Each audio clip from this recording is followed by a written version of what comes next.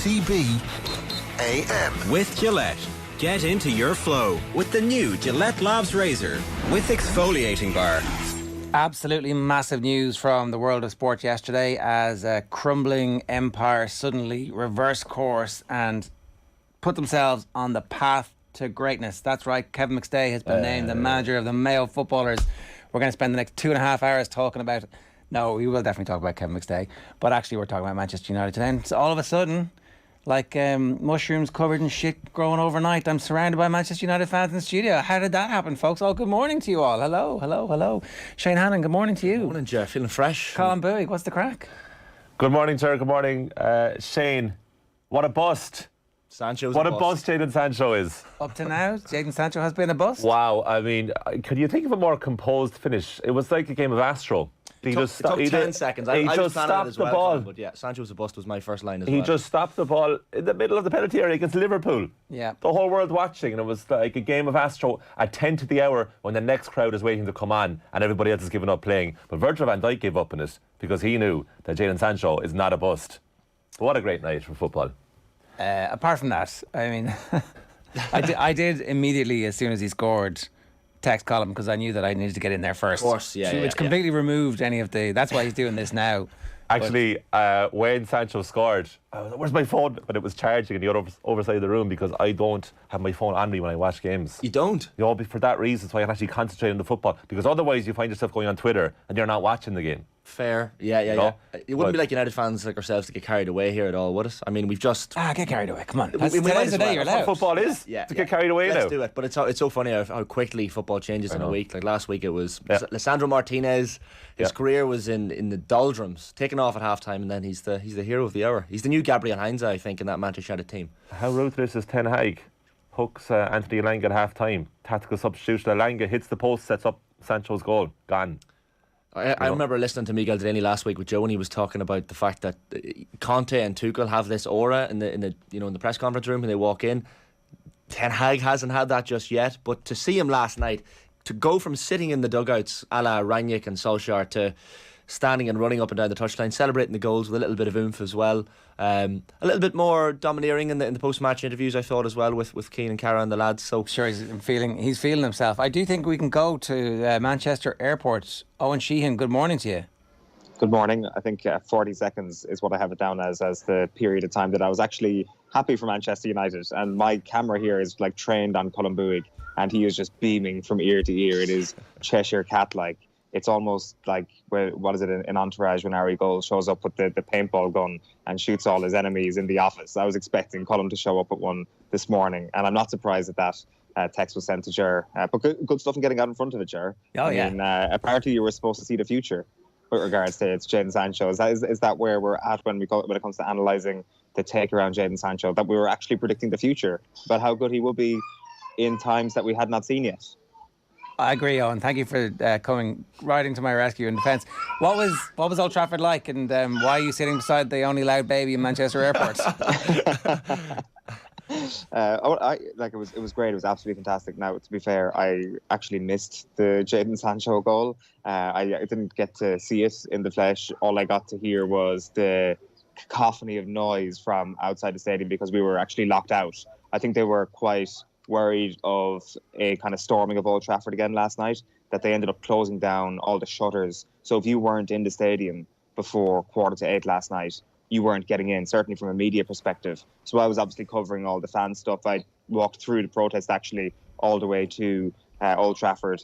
And by the time I got to the staircase to try and take my seat, at about 7:50, it was like, no, sorry, you're not getting in. And I was like, what's going on here? And they were like, we actually don't know, and we don't know if you'll be able to get in.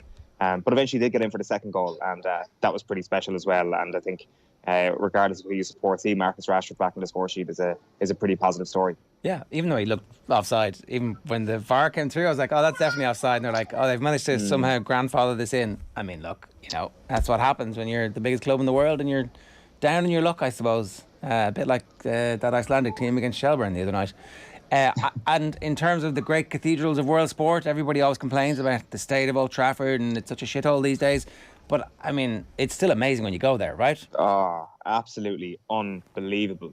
And I think probably the lack of the big screen actually helps in that regard. I'm not sure why, but it just kind of like being there and not, and I guess the kind of lack, the sense of mystery around some of the decisions, I guess, and the fact that kind of like feeds into the siege mentality that the United fans have, where if there's a decision made and they think it's against their team and they've been screwed over, they can absolutely continue that sense of injustice because they won't be able to see it on the big screen. They won't be able to be corrected, and I think that's one little small thing that helps. It's tight, it probably needs upgrading, but it's a phenomenal theatre, to pardon the pun. Like, the thing is, like, if you are late, everybody's raging with you. Like, I caused a serious scene trying to get into the press box last night because I was so late, and there was a man beside me who was not happy whatsoever. I got shouted at on my first time in the press box in Old Trafford last night. So, but other than that, just a phenomenal stadium. And I think it's hard not to come away from it last night thinking, God, they are definitely back. But at the same time, there's been so many moments over the past few seasons where they have managed to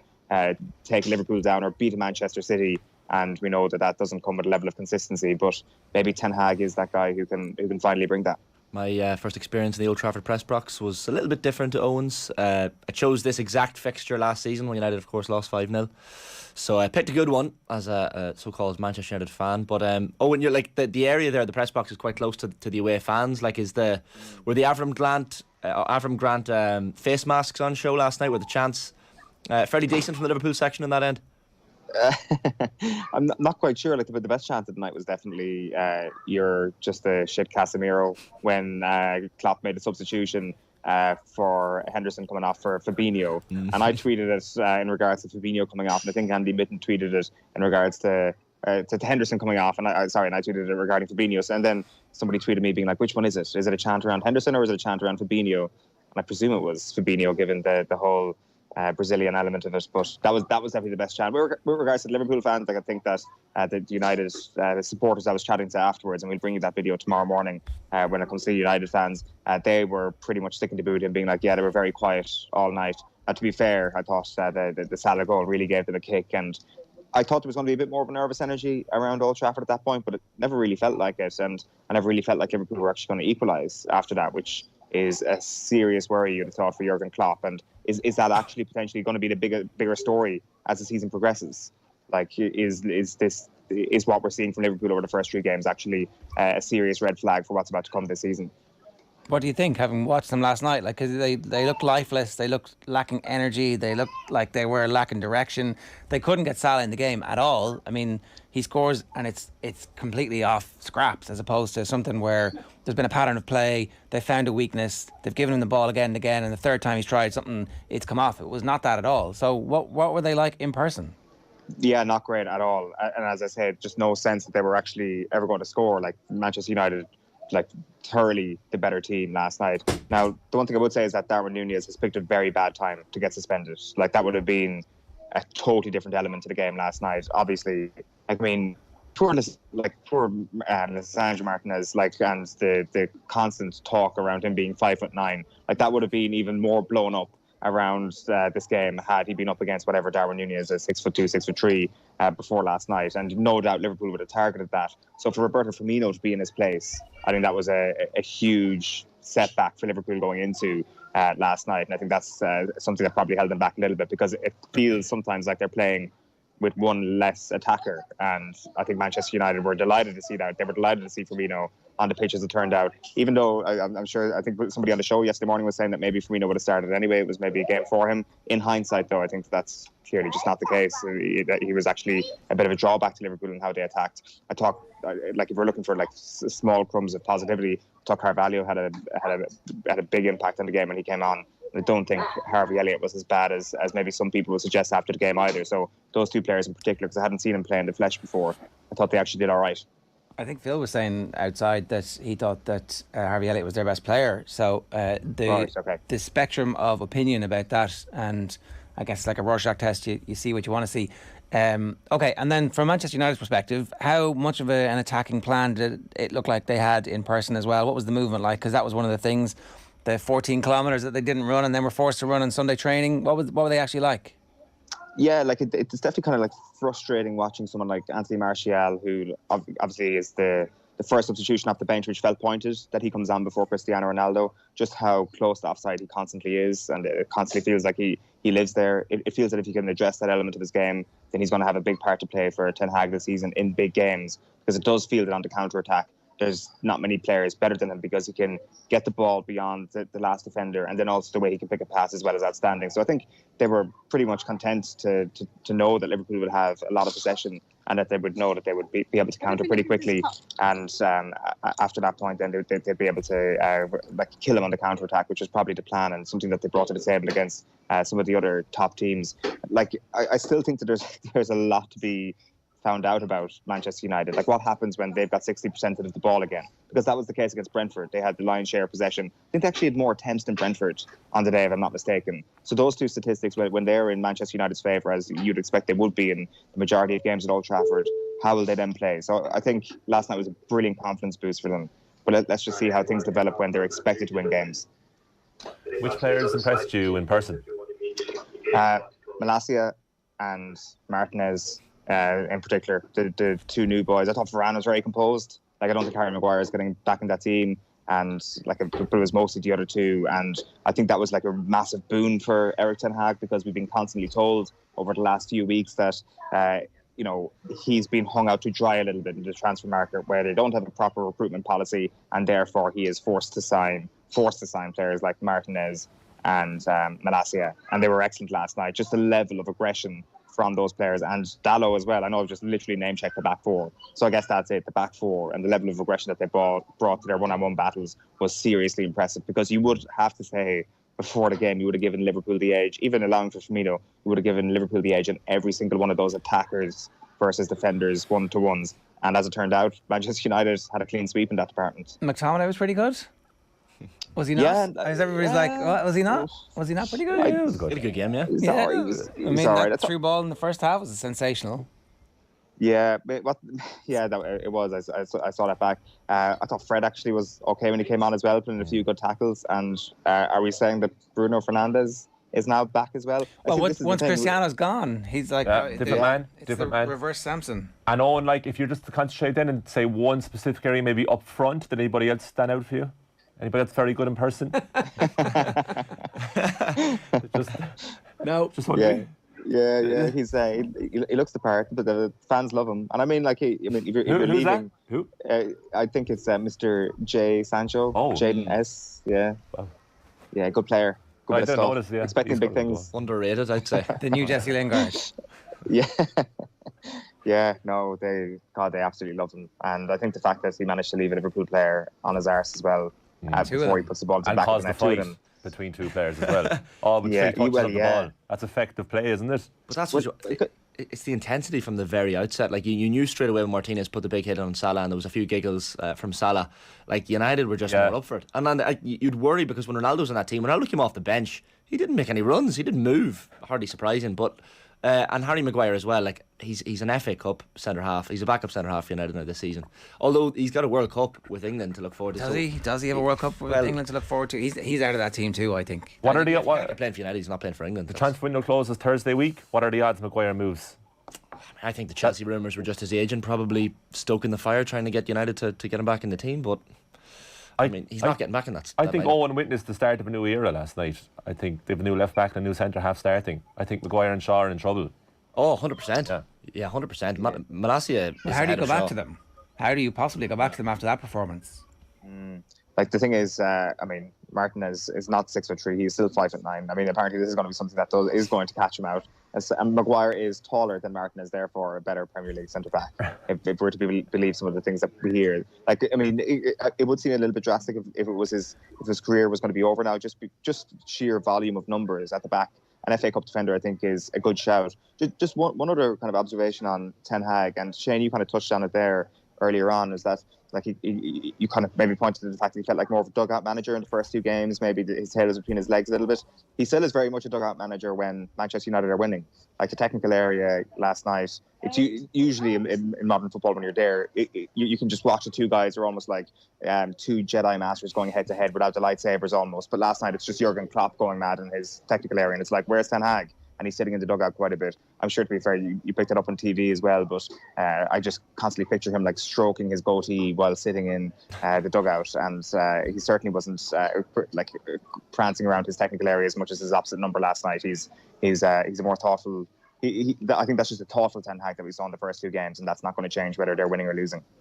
Are we saying there's just a hangover with Liverpool, that their recruitment hasn't been enough to make up for the 7 or 8 first choice players? I mean, is there 4 first choice players really who are injured?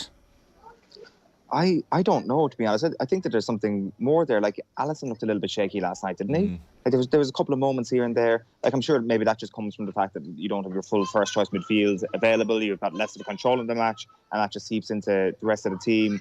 Like, there is still the fact that they were unlucky. Unlucky is maybe a bit strong, but you could maybe put, if you're looking at a glass half full, you could say they were unlucky against Crystal Palace, and they were the better team that day, and they should have come away with 3 points. So that they haven't had the rub of the green in that regard. But they were comfortably second best last night, I thought, which is a real worry. In the space of 12 months, they've gone from being so much better than Manchester United, where scoring 5 goals possibly even flattered Manchester United on the day in terms of what they conceded. So yeah, it's a big drop off from that performance last year, and it's hard to know quite what's going on, because I don't think the lack of midfield options alone explains it. Okay, Owen, stay with us. It's 7:46 this morning. We might just dim the sound of the airport for a second. This is OTB AM. We're live each morning with Gillette Labs for an effortless finish to your day. Owen in Manchester all the way up to 8:10. Daniel Harris is going to join us at 8:10. We'll bring in the sports pages at 8:35. More reflection from the Liverpool side of things with Gareth Roberts at around about 8:50. Niamh Briggs is going to join us from Japan, where Ireland had a massive win at the weekend at 9:10. And then you're going to hear from Emmet Brennan about the boxing and the Bernard Dunn story, which broke yesterday, where it looks like he's heading over to be the high performance director for the Indian boxing team in advance of the Olympic Games in Paris next year. At 7:47, you can roll your comments in on youtube.com/off the ball, or of course you can tweet the show at off the ball. How excited are you now? I don't want to get fully carried away, but I not? think the attitude shift, because I've seen so much crap over the last 2 years. This feels a little bit different, right? It does. Like, Ronaldo, I was always, and I spoke about this briefly outside before we started, I was always in the Ronaldo win camp, because I thought the goals he brought, like I was in Old Trafford for the Atlanta game last year, for the Villarreal game last year, where he literally pulled United out of the ashes. But looking at it last night, those players are only going to excel when Ronaldo is not in the team. That's like a toxic relationship where you've got all these great moments, and you know the good times are really good. Yeah, and then that's what you remember. But actually, you don't remember all the fights and the niggling and the undermining and the gaslighting and the negging. You forget it. Well, it's the whole Ronaldo on Instagram talk, like interacting with random fan banter pages where he's like, "I'm going to speak in 2 weeks." And Bruno was asked about it last night after the game, and he said he knows what Ronaldo was going to say, whether he's going to stay or leave. But that he's not going to reveal what it is he's going to say. Like, why is he waiting 2 weeks? That is toxic. Bruno should have just spat it out. Yeah, just say it. Get it over with. Because in 2 weeks you won't be at the club.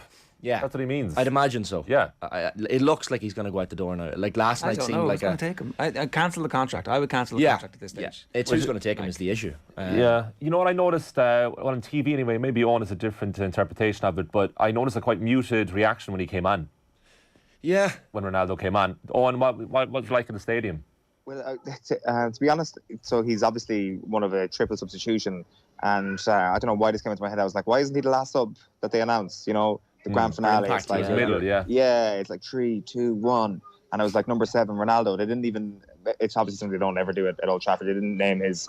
Say Cristiano Ronaldo, you know, like I would have said Cristiano Ronaldo. They do when he scores. They say Cristiano. I noticed that as well on TV. I was surprised they didn't say the full. It was like Alan Keegan is the voice, the stadium PA guy in Old Trafford. And I actually thought that was a bit strange last night that he didn't. Well, yeah, it's rare that he comes on as a substitute, but in his debut against Bolton in 2003, he was introduced as Ronaldo, because he very, very originally went by Ronaldo, and then it became Cristiano. But that's the first time I've heard it since. But how many times has Ronaldo come on as a sub at Old Trafford? But I noticed immediate reaction. He's kind of become like a group of friends, and they've been friends since they were childhood, but this guy doesn't really suit the group of friends anymore, and they're like, well, he's our friend for life now, so we can't get rid of him. And he kind of has that vibe.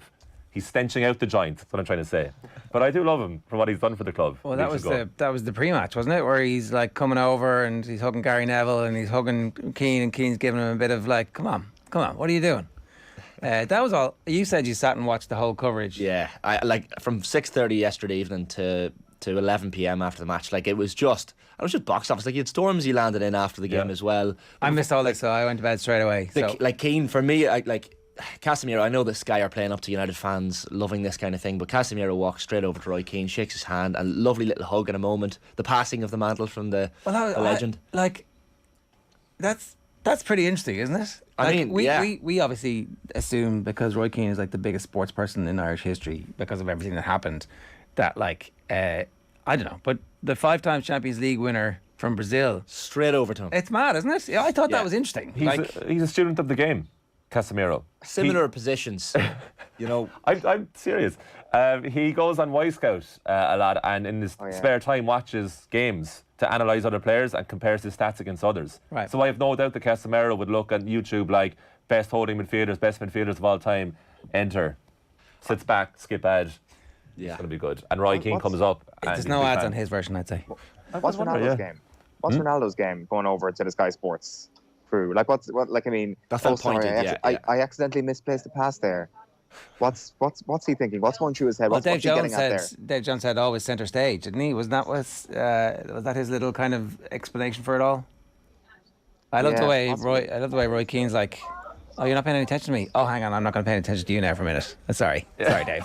Sorry. Yeah, well, it's Cristiano. That was great. I love that line. Adrian Barry pointed in last night into our work group that that the snub of Carragher was interesting in itself, and that it could have, Rio Ferdinand saying in his YouTube post game last night as well, that it could well have been the fact that Carragher's been quite outspoken that Ronaldo has been the problem at United, that he has been a bit toxic, whereas Keane and Neville have kind of held back from maybe going that far. But that was interesting. Maybe he's just snubbing the Liverpool man in front of all the Old Trafford faithful. But it was probably an interesting one as well. But the Sky coverage, even just to see Cara and Neville in the centre circle before the game, literally almost warming up with the players. You're like, they couldn't be any closer. They started walking even closer to the United centre circle.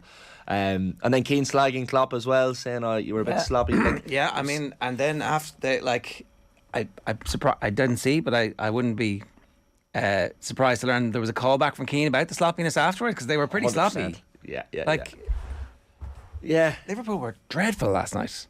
Like, straight from the off, and I actually noticed that straight after the first goal, when you see Van Dijk and Milner kind of going at it, it's not really a big deal, because teammates have arguments when the goals been conceded, but you don't really see it from this Liverpool team. You don't see those moments, and to see that was a little bit of maybe not necessarily a chink in the armour, but it was certainly I think it's important. I do think it's important. I think I get that Van Dijk is in the wrong position and doesn't address the situation at all. But I'm literally Milner's biggest fan on this programme, and for years I've been saying he's one of England's greatest professionals, but that was horrific. I actually think he puts Alisson off. He buys the Sancho dummy so badly that there's no recovery from that, and then to turn around and go, it's actually your fault. It's like, well, you just put your goalkeeper off. Yeah, he did. With Bruno saying, here's this corridor here. Look, just sweep the ball down the corridor. All you got to do. Come on, Jaden, hurry it up. Come on. But I did think he still nearly screwed it up. I thought Van Dijk was what worse. Part did he nearly screw up? I actually thought Van Dijk's reaction to that was worse than Milner's. I understood what Milner was thinking. He was like, right, this is going to be a straight off shot from Sancho. Yeah. Dive in, try and block it. He looks like a fool, obviously, in the end. But I think Van Dijk should have made himself bigger. As the lad said afterwards on Sky, he almost made himself as small as possible. Van Dijk. Yeah. Well, which was just mad. But by diving in, Milner made his mind up. Well, and the keepers. Yeah. Do you know, there's I just think, I don't know, and look, maybe Alisson's confidence is a bit low, or something's gone wrong with the centre back, something's gone wrong with the midfield, and it's this kind of fairly sticky situation. They did look light. And I thought at half time I was quite confident that United were going to win the game, because I didn't see a threat from Liverpool. Carvalho was good when he came on. Here's one for you, Ger. Who's going to finish higher in the table, Manchester United or Liverpool? Liverpool are going to finish higher in the table over the course of the season. Newcastle's still going to finish ahead of Manchester United. What's Manchester Airport like going? It's nice, yeah. It's still the sort of zombies of the night before, kind of wandering towards their gates. Flights to Dublin and to Cork out of here today, so good contingent. A plane full of Colm Buigs flying over yesterday morning. Cork accents talking about Manchester United. I was actually sitting beside Jamie Wall on the flight over, and to be fair, his entire opinion on Manchester United was bleak because of Harry Maguire. So I'd say he's particularly pleased that they got that decision right, and literally just going past me right now as well. And they got that decision right last night as they dropped him. So yeah, that worked out pretty well. I mean, like that's what yesterday comes down to, is like the big decisions for Ten Hag, and it's like a number of significant wins for Ten Hag last night. I think with regards to the selection, with regards to some of the players that stood up for him. And most importantly, the fact that Ronaldo and Maguire had nothing to do with it, really. Nothing to do with the win. I think that's central, right? Because the rumours were coming out that the players believe that they should play a different style of play. And it was back to the players are in charge, and Solskjaer is just there as some kind of bauble on the front to take the blame and take the money and do the press conferences. But like Ten Hag is not the same. So if the players are like, oh, we don't want to do this, like, okay, grand, off you go. Don't play. Because they actually... It looked like they were doing what they were supposed to do last night. Even Bruno's running seemed like less headless than it has in the past. Yeah, like it still goes back to let's just see how this plays out over the next few weeks, when it's like the cut and thrust of like 3 afternoon games, either in Old Trafford or away from home. Like to be fair, like I mean, this is obviously something you would say after the game if you're a fan who like protested yesterday. But like they were making the point that there was like such an energy in the stadium after what happened outside the stadium beforehand, and it just felt like a momentous occasion. That there was no way that they weren't going to start well yesterday. There was no way that they couldn't have the kick that they required. And like that was the central tenet of what went wrong against Brentford, really, is that like Ten Hag wouldn't have taken them out for a training session the next day if he felt they had worked hard enough, if he felt that there was enough of those intangibles like heart and all that last Saturday week. So they had to refine that yesterday. And a game at Old Trafford against Liverpool, perversely, is an easy way to find that. And it's an easy time to find that. So I'm just interested in how this develops when things settle down and they kind of come back to sort of a week in, week out routine nature of being Manchester United players. A big win for the Glazers, of course, as well, you know, like that team that they've invested so much money in, and then Casemiro comes and he's like the crowd and the constant shots saying, oh, and they're joking, how am I going to get in the team? And it's like, it's all coming up Glazers. That wasn't the case pre-match. You were, as you said, you walked through the protests. Yeah, so there was a significant protest, to be fair. I'm not sure the exact numbers that they put on it yesterday. I'm really bad at like estimating numbers, but there was at least like 150,000. I'm only joking. There was like, so it started at like the Tollgate pub, about 15 minutes from Old Trafford, kind of congregated there from about 5 o'clock, 5:30, and then the crowds then left there at 7 o'clock before getting to the Trinity statue at 7:30. And to be fair, it did take over the entirety of Talbot Road, which is like, for people who haven't been to Old Trafford, like the big wide road with like 2 lanes each, completely taken over, and then on to Busby Way after that as well. This was a huge congregation. Like obviously I wasn't there in 2021. I don't think there have been too many protests of this scale outside Old Trafford. It was really interesting being in the middle of it all, because I felt standing outside the toll gate and maybe in and around the pub that even like you're walking around by the tripod, you're walking around with a big red mic flag.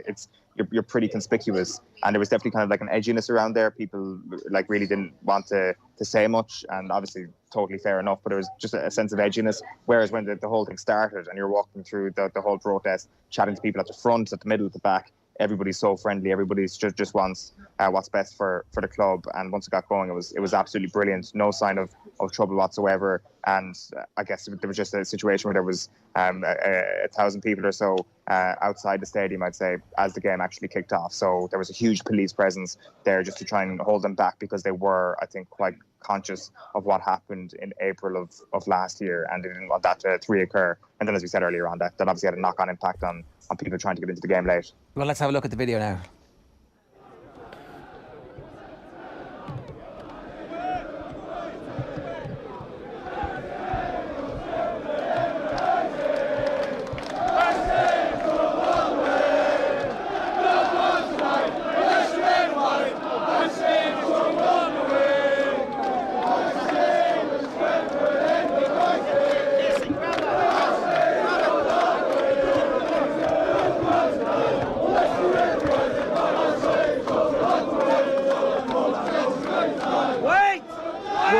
Today the protest, it's all behind one cause, which is getting away the Glazers. That's all the cause is today. There's people here that are here for fan ownership. There's people here that want us to be bought by another billionaire or whatever. There's people here that think that, you know, you should be owned by nation states and things like that. I don't believe that. I'm here today for fan ownership. And I think a lot of Mancunians are here today for fan ownership, fan representation and working class representation back in English football, because it's been missing from the Premier League for a long time now. That's obviously one of the slight dividing factors, is that people want the quick Newcastle or Manchester City fix, but a lot of Manchester United fans would say that Manchester United don't actually need that they are a sustainable enough brand. Manchester United don't need blood money or want it. At the end of the day, Manchester United is... We came back from the Munich air disaster. That's what Manchester United's about. It's a family club. It's a club for the community. It's a club for Manchester. It's not a club for billionaires to come in and leech off and be parasitical owners on. We've seen it too many times in English football. It's not just a Manchester United issue today. You've seen it at Bury. You've seen it at Bolton. You've seen it at other football clubs as well throughout the football leagues. And we need independent regulators and fan ownership models brought into football now. That is what we're asking for today. Look, last time I've been to the game was like a year ago, and like obviously we have had some struggles throughout the year, and what I'm seeing today is just like brings like a nice emotion in my heart, and I really do believe this is going to be a turning point. It's a hard game against a really good team, full respect to them, but then we're the greatest team in the world, we're the greatest team in England, and I really do believe that today is going to be the turning point for us. And I really hope for a really good win.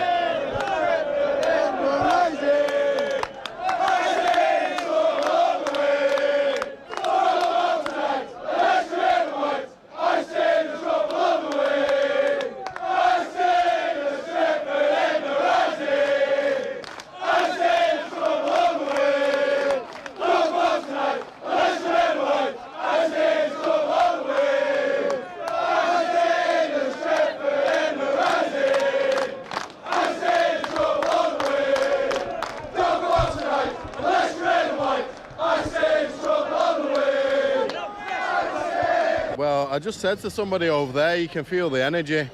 You can feel the energy when you stood here, the emotion, the frustration. It's all building up, and it's a nice feeling, honestly. It feels like something big is about to happen. Absolutely, and that's why I'm here myself, taking the day off work today specifically, just to come here and be part of it. Hey! Go on. How many years have you been a Manchester United fan for? Well, this is what I said to these lads over there that are shouting my name. I said, I'm here on behalf of my dad, my auntie, my grandma, my granddad, everyone in my family. I'm here to represent today, and so it goes back generations, and that's why I'm here. You're not going to the game tonight? No, not tonight, no. You've stopped going to games? Yes, I have, yes. Is that because of the ownership? Yes, yeah, it is, yeah. At what point in the Glazers' ownership did you stop going to games? After Fergie's reign, really. We didn't go forward, we ended up started going backwards, and then the transfers was getting up. They weren't going to put any money in for the transfers, they were just buying players just for the sake of it, really, like panic buying. And it's a shame how it's been, how they've done the business, really. Is it hard to not go to watch Manchester United? It is hard, yeah, it is. Very hard. It's even hard watching them on TV, really, how they're performing. They need somebody, a foot up the backside to get motivated, to get him start winning again. But it's just a damn shame how it's turned out, really.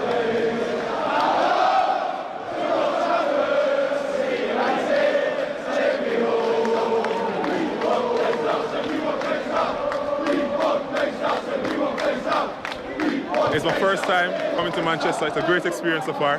Loving the vibes. It's great. I'm from Jamaica, so looking forward to the experience. It's been great so far. It's been great. It's incredible the turnout and just the pure volume around here, right? Yeah, it's great. Great turnout. I enjoyed the peaceful protest, but looking forward to the match against Liverpool. Yeah, we'll get in on time, right? Yeah, we should. We're about 45 minutes left. We're moving really quickly. Yeah, we are. We definitely are. So when it comes to the Glazers, how long have you been anti-Glazer for? About the last 3 seasons. Yeah. I got tired of some of the decisions, managerial choices. We need to plan properly. Yeah.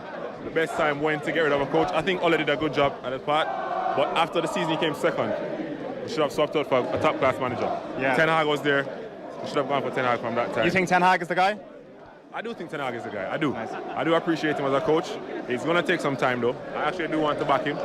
I think they need to give him the support, the real support that he deserves, and we're looking forward to it. Yeah, it's the biggest one by far, to be fair, and it's actually like, it's nice to see that it's peaceful and not got out of hand quickly. Do you think he could actually have some sort of impact on where the club is going? I'd like to think so. I mean, it's the only thing we've got to try, really. I mean, I'm an FC United season ticket holder, so I've been doing this sort of since the Glazers first came in, but ultimately, the only way we're going to achieve anything is by doing it peacefully, getting people to notice it, and there's no point doing anything sort of violent. So if numbers are like this every week, I don't see why not. It's pressure, and it's the commercial will dip down as sponsors see what's going on. It's all we can do. Well, that's a really good point. This isn't the last time we're going to see this. I hope not. I certainly hope not. I mean, obviously a sale's not going to be a quick process, and neither's kind of this. And as long as people can stick with it and sort of, I don't think it's a case of seeing change, but I think as long as people can see numbers grow, then we've got to. It's all we can do, really. Right, really interesting stuff there, Owen. The atmosphere didn't seem particularly anything other than united, to steal a word. There was no nastiness, there was no specific edge to it as the evening progressed, was there?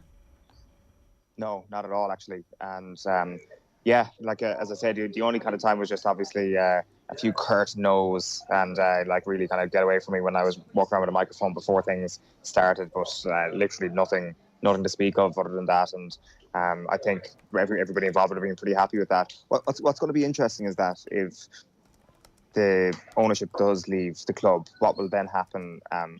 Then I suspect is when the divisions might start to show, if they haven't already, which is with regards to what sort of model they want to take the club forward. Like, is it going to be a fan-owned model? Is it going to be Britain's richest man? Is it going to be a nation state? I think that's probably where the debate lies. And of course, those debates are happening right now, but they were pretty united for obvious reasons last night. Yeah, the Glazers out is the unifying thing that brings that crowd together. But afterwards, what happens is actually not going to be decided by that crowd. It's going to be decided ultimately by the Glazers and who they sell to. So I guess that's a story for another day. Then the tribalism that you see and you witness there, you kind of forget it sometimes, because when what we see here in Ireland, unless you are a match goer, is you see the stuff in the stadium where the stadiums are generally full and there's an away end and then 3/4 of the rest of the stadium is full. But the bits outside, that's where the colour of these matches are, and that's why it's actually worth people going over to see these games.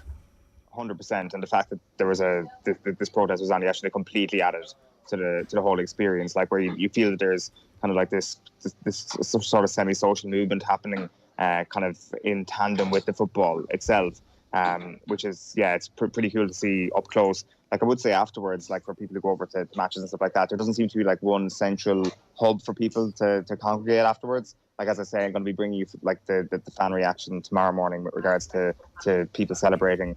But like, for purely selfish reasons, it's not fish in a barrel. There's not just like one place where Manchester United fans are. Some of them go into the city, some of them hang around different pubs, but there isn't just like one place where they all stay. So it took a bit of work. It took a bit of walking around and actually trying to find people. I mean, what an absolute disgrace that was. And the hardest working man in show business, Owen. I mean, we understand that you were late because you were editing, obviously, and you're bleary-eyed because you weren't up drinking. You're just, I mean, obviously this is your natural disposition anyway, but you're specifically bleary-eyed this morning because of all the late night editing you had to do to bring us this top quality content this morning. Thank you so much. It's like my inner monologue there. You read out the strongly worded email that I sent to you word for word there, Ger. Thank you very much. Owen, we're going to let you go and get your flight, and I guess you'll be back in with us tomorrow where we'll get your hot take on the new Mayo Dream Team that has taken over, unless you want to give us 8 seconds on it now. Well, I just think I think it's kind of like, is it redemption for Kevin McStay and Liam McHale? Or like, I mean, because they definitely came away from previous processes pretty poisoned by the whole thing, saying we will never go back in again. So I find it A, interesting that they went back in for another bite of the cherry, and B, interesting that they've got the job. So, I mean, Mayo is an endlessly fast-heading county, and that's not going to change next year. In fact, this probably makes them more interesting going into 23. And a 4-year term. Is that right? I hadn't seen that. A 4-year term, yeah. Wow. That is an interesting one. Like, so he's in it for the long haul. I just had wrongly assumed that McStay's chance as Mayo manager had passed him by, and maybe he had kind of passed the job by as well, where he was ready for it a few years ago, and maybe 5 years down the line he was happy enough doing his punditry and maybe thinking that it wasn't for him anymore. It was totally wrong. So that's going to be fascinating. And I know for a fact that Michael is hungry to get back in there as well. Like, we've had him on the show quite a lot over the last few years, and I think he's pretty much put that on the record himself, that would love to have got that job, just involved the next day in the Mayo setup. And now he's got it. Yeah. Well, look, we'll get more on that a little bit later on in the show. Owen, good stuff. Top quality work. Thanks a million. Cheers, chat to you. It's 10 minutes past 8. Champions Rob Kearney, Johnny Murtagh and Ger Lyons will join Off the Ball for our Longines Irish Champions Weekend Special in the Davenport Hotel this Friday, August the 26th. It kicks off at 7 o'clock. It's going to be a great weekend of premier racing at Leopardstown and the Curragh on Saturday and Sunday, September the 10th and 11th. This is our official start to previewing that. It's an exclusive off-air event, so the only way to enjoy it properly is to be there on the night, and we certainly saw that. The people who were in the room for Ian Wright the other night will never forget it, but some of that content's never going to make it to air, so you actually have to be there to experience it properly. Tickets to attend the show are free. You've got to register though at otbsports.com/events for tickets. After the break, more reaction to Manchester United with Daniel Harris. First, here's a bit more from Owen's reports live from Manchester before the game. We're joining the protest. Look, we're fed up with the Glazers. We think they're not good for the football club. They're not investing their own money. Any good business has to have investors who are willing to invest in the business. They're all take. The club is rotting from the inside out, and it's due to what the Glazers are doing to the club. There's a common misconception that we're only protesting when we're not signing players or when things go bad. That's not the case. The club were protesting when the good times, 2008, 2009, 2010. People are sick to death of the vampires, which is what they are. They're vampires. They're not here for the good of the club. They're here to take dividends. They're here to take money out. We're after spending 1.5 billion on loans, interest rates, repayments. They're screwing the club over. They're screwing a loyal fan base. We're the biggest club in the world. There should never be a hostile takeover of Manchester United based on borrowings. So the fans are sick of it. And it's time that the fans stood up, which is what they're doing now, and said, like, enough is enough. It's buying a player and parading him in front of the Stretford End tonight in Casemiro is not going to change what they've done to the club. You know, so it's about time we stood up, all united, get these crowd out of the club, and we drive it on, and we go back to the way we used to be when fans had a heavy say in the club, and it was a family club, and it wasn't Manchester United, it was Manchester United Football Club, because that's what it is. We were a football club. We're no longer a football club. Can I ask you, do people have tickets tonight and are not going to use them, or how is the protest going to work beyond the march? Look, I think the problem is, people still love Manchester United soccer team, so like people still want to support the club and support the team, so they're a bit torn in what to do in terms of, like, in a way they'd like not to go in and say, like, look, we want the owners out, but in another way they want to support the players, you know, and the players need support at the moment, right? So bit torn, divided loyalties, but I think it's down to the individual really, but I think everyone is united in the belief that they want the owners out. So you're going to march all the way down? We'll march down, we'll do the protest, we are going to go in to support the team, but we also realise what the bigger thing is here going on, like, and that's, we need new owners, like, we need someone who appreciates the club, loves the club, supports the club, and is ready to back the club in what we need to do to compete with the big boys going forward, because United are no longer, like, they might think they're big boys, but the way they're carrying on off the pitch, they're no longer big boys. Wait until the end of the transfer window, scrambling around. If I was Ten Hag, I'd probably walk, do you know? Already, yeah. I'd probably walk out and say, like, he hasn't been supported, he hasn't been backed, his hands are tied behind his back. Just absolutely amateur hour is what it is at Old Trafford all the time, amateur hour. We're laughing stock at the moment, like, you know. United fans like to think, like, oh, look at Arsenal, look at this. But we're a laughing stock at the moment, like, it's not nice, like, you know. It's about time now they started getting their act together and going back and sorting their house out, like, you know. OTB AM. This is OTB Sports Radio. Have you subscribed to the OTB Football Podcast? There is that residual hangover from the FA ban, from the lack of opportunities. My generation, I'm in my 40s now, we weren't allowed to kick a ball. I asked my PE teacher at my old girls' school, can we play football? And it was a flat no, so I had to buy myself a ball and practice keepy uppies and teach myself. that was it until I went to university and made a beeline for the women's football team desk. Subscribe now to the OTB Football Podcast stream wherever you get your podcasts and download the OTB Sports app. If your business relies on a van, that wouldn't sound good. But this does. Get up to 75% off van insurance. Now available in FBD branches nationwide. FBD Insurance. Support. It's what we do.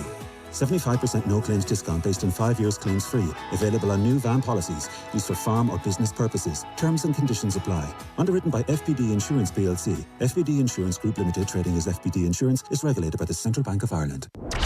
OTB AM. With Gillette. Get into your flow with the new Gillette Labs Razor with exfoliating bar. We've been doing the show basically 5 years, and we've had Daniel Harris on. I don't remember a morning. I expect him to smile. Daniel, are you smiling this morning? Is this the first time ever? Smiling. I mean, because ultimately... Because of football, as opposed to, exterior forces that make you just a happy person.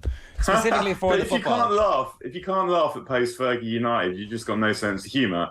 I mean, you have to find them funny. And I said actually on Twitter last night that I've taken the piss out of and made sport of this United team more than any other United team in my lifetime, because they're such a bunch of losers. Like they've been capable of performances like this for more or less 2 years now. In fact, probably more than that. They've been good enough to beat the best teams, and they've also been good enough to win consistently, to go to and to beat the teams that they should beat. And it's all about whether they can be asked. And I said it on Twitter last night, actually. And then about 10 minutes later, Ten Hag came on and they asked him about setup and tactics. And he said it's not really about that. It's about mentality. And I think people laugh, particularly at Roy Keane and Graham Souness, but footballers in general, they're constantly banging on about mentality, because it's become quite fashionable these days to think that everything is tactics and systems and choreographed passing and coordination and this and that. And I'm not saying that stuff isn't important. But if you've got good players and they try hard, you should be a good team. And United have got some good players. What is missing is that nastiness, that devotion, that dedication to put everything on the line. And you saw that they did that last night, and you saw the way that they played. And that is the way that they can play. And people that have been watching United know that that's the case. And that's why this team have been so frustrating, that they're not just a total bunch of donkeys, that they can play. And we saw that last night. I do think that part of it has to do as well with setup, where you're actually given the license or the reason to be on the front foot and to press and to be aggressive. It's a very natural position for particularly young footballers, is to go out and chase and run and harry, because it gets you into a game. And I do think a little bit of that has to do with the fact that you're not protecting Harry Maguire and the ball over the top, that actually the team selection begets the ability to go and be on the front foot. And I know there's countless examples of that, but actually the big decision in dropping Harry Maguire ripped the bandage off, and now it's done and it's over. The Maguire era is over. It's actually, it wasn't even just Maguire, because the thing that was new, I thought, last night was the way United defended the box, was the blocks they were getting in, and that was the new lads in defence. It wasn't just Martinez instead of Maguire. That was by far the best Varane's played for United, and it was also, and he's someone who hasn't been available a lot of the time. And it was also Malacia. The difference between Malacia and Shaw, and that Shaw's a good player, or at least he's capable of being a good player, but he plays like someone who's always been the best. Martial's like this too. They're players who look like they've got to where they've got to on talent alone. And talent alone isn't enough. And when you put someone like Malacia in there, and it's not just the fact that he's young, I think because Shaw didn't play like that when he was young.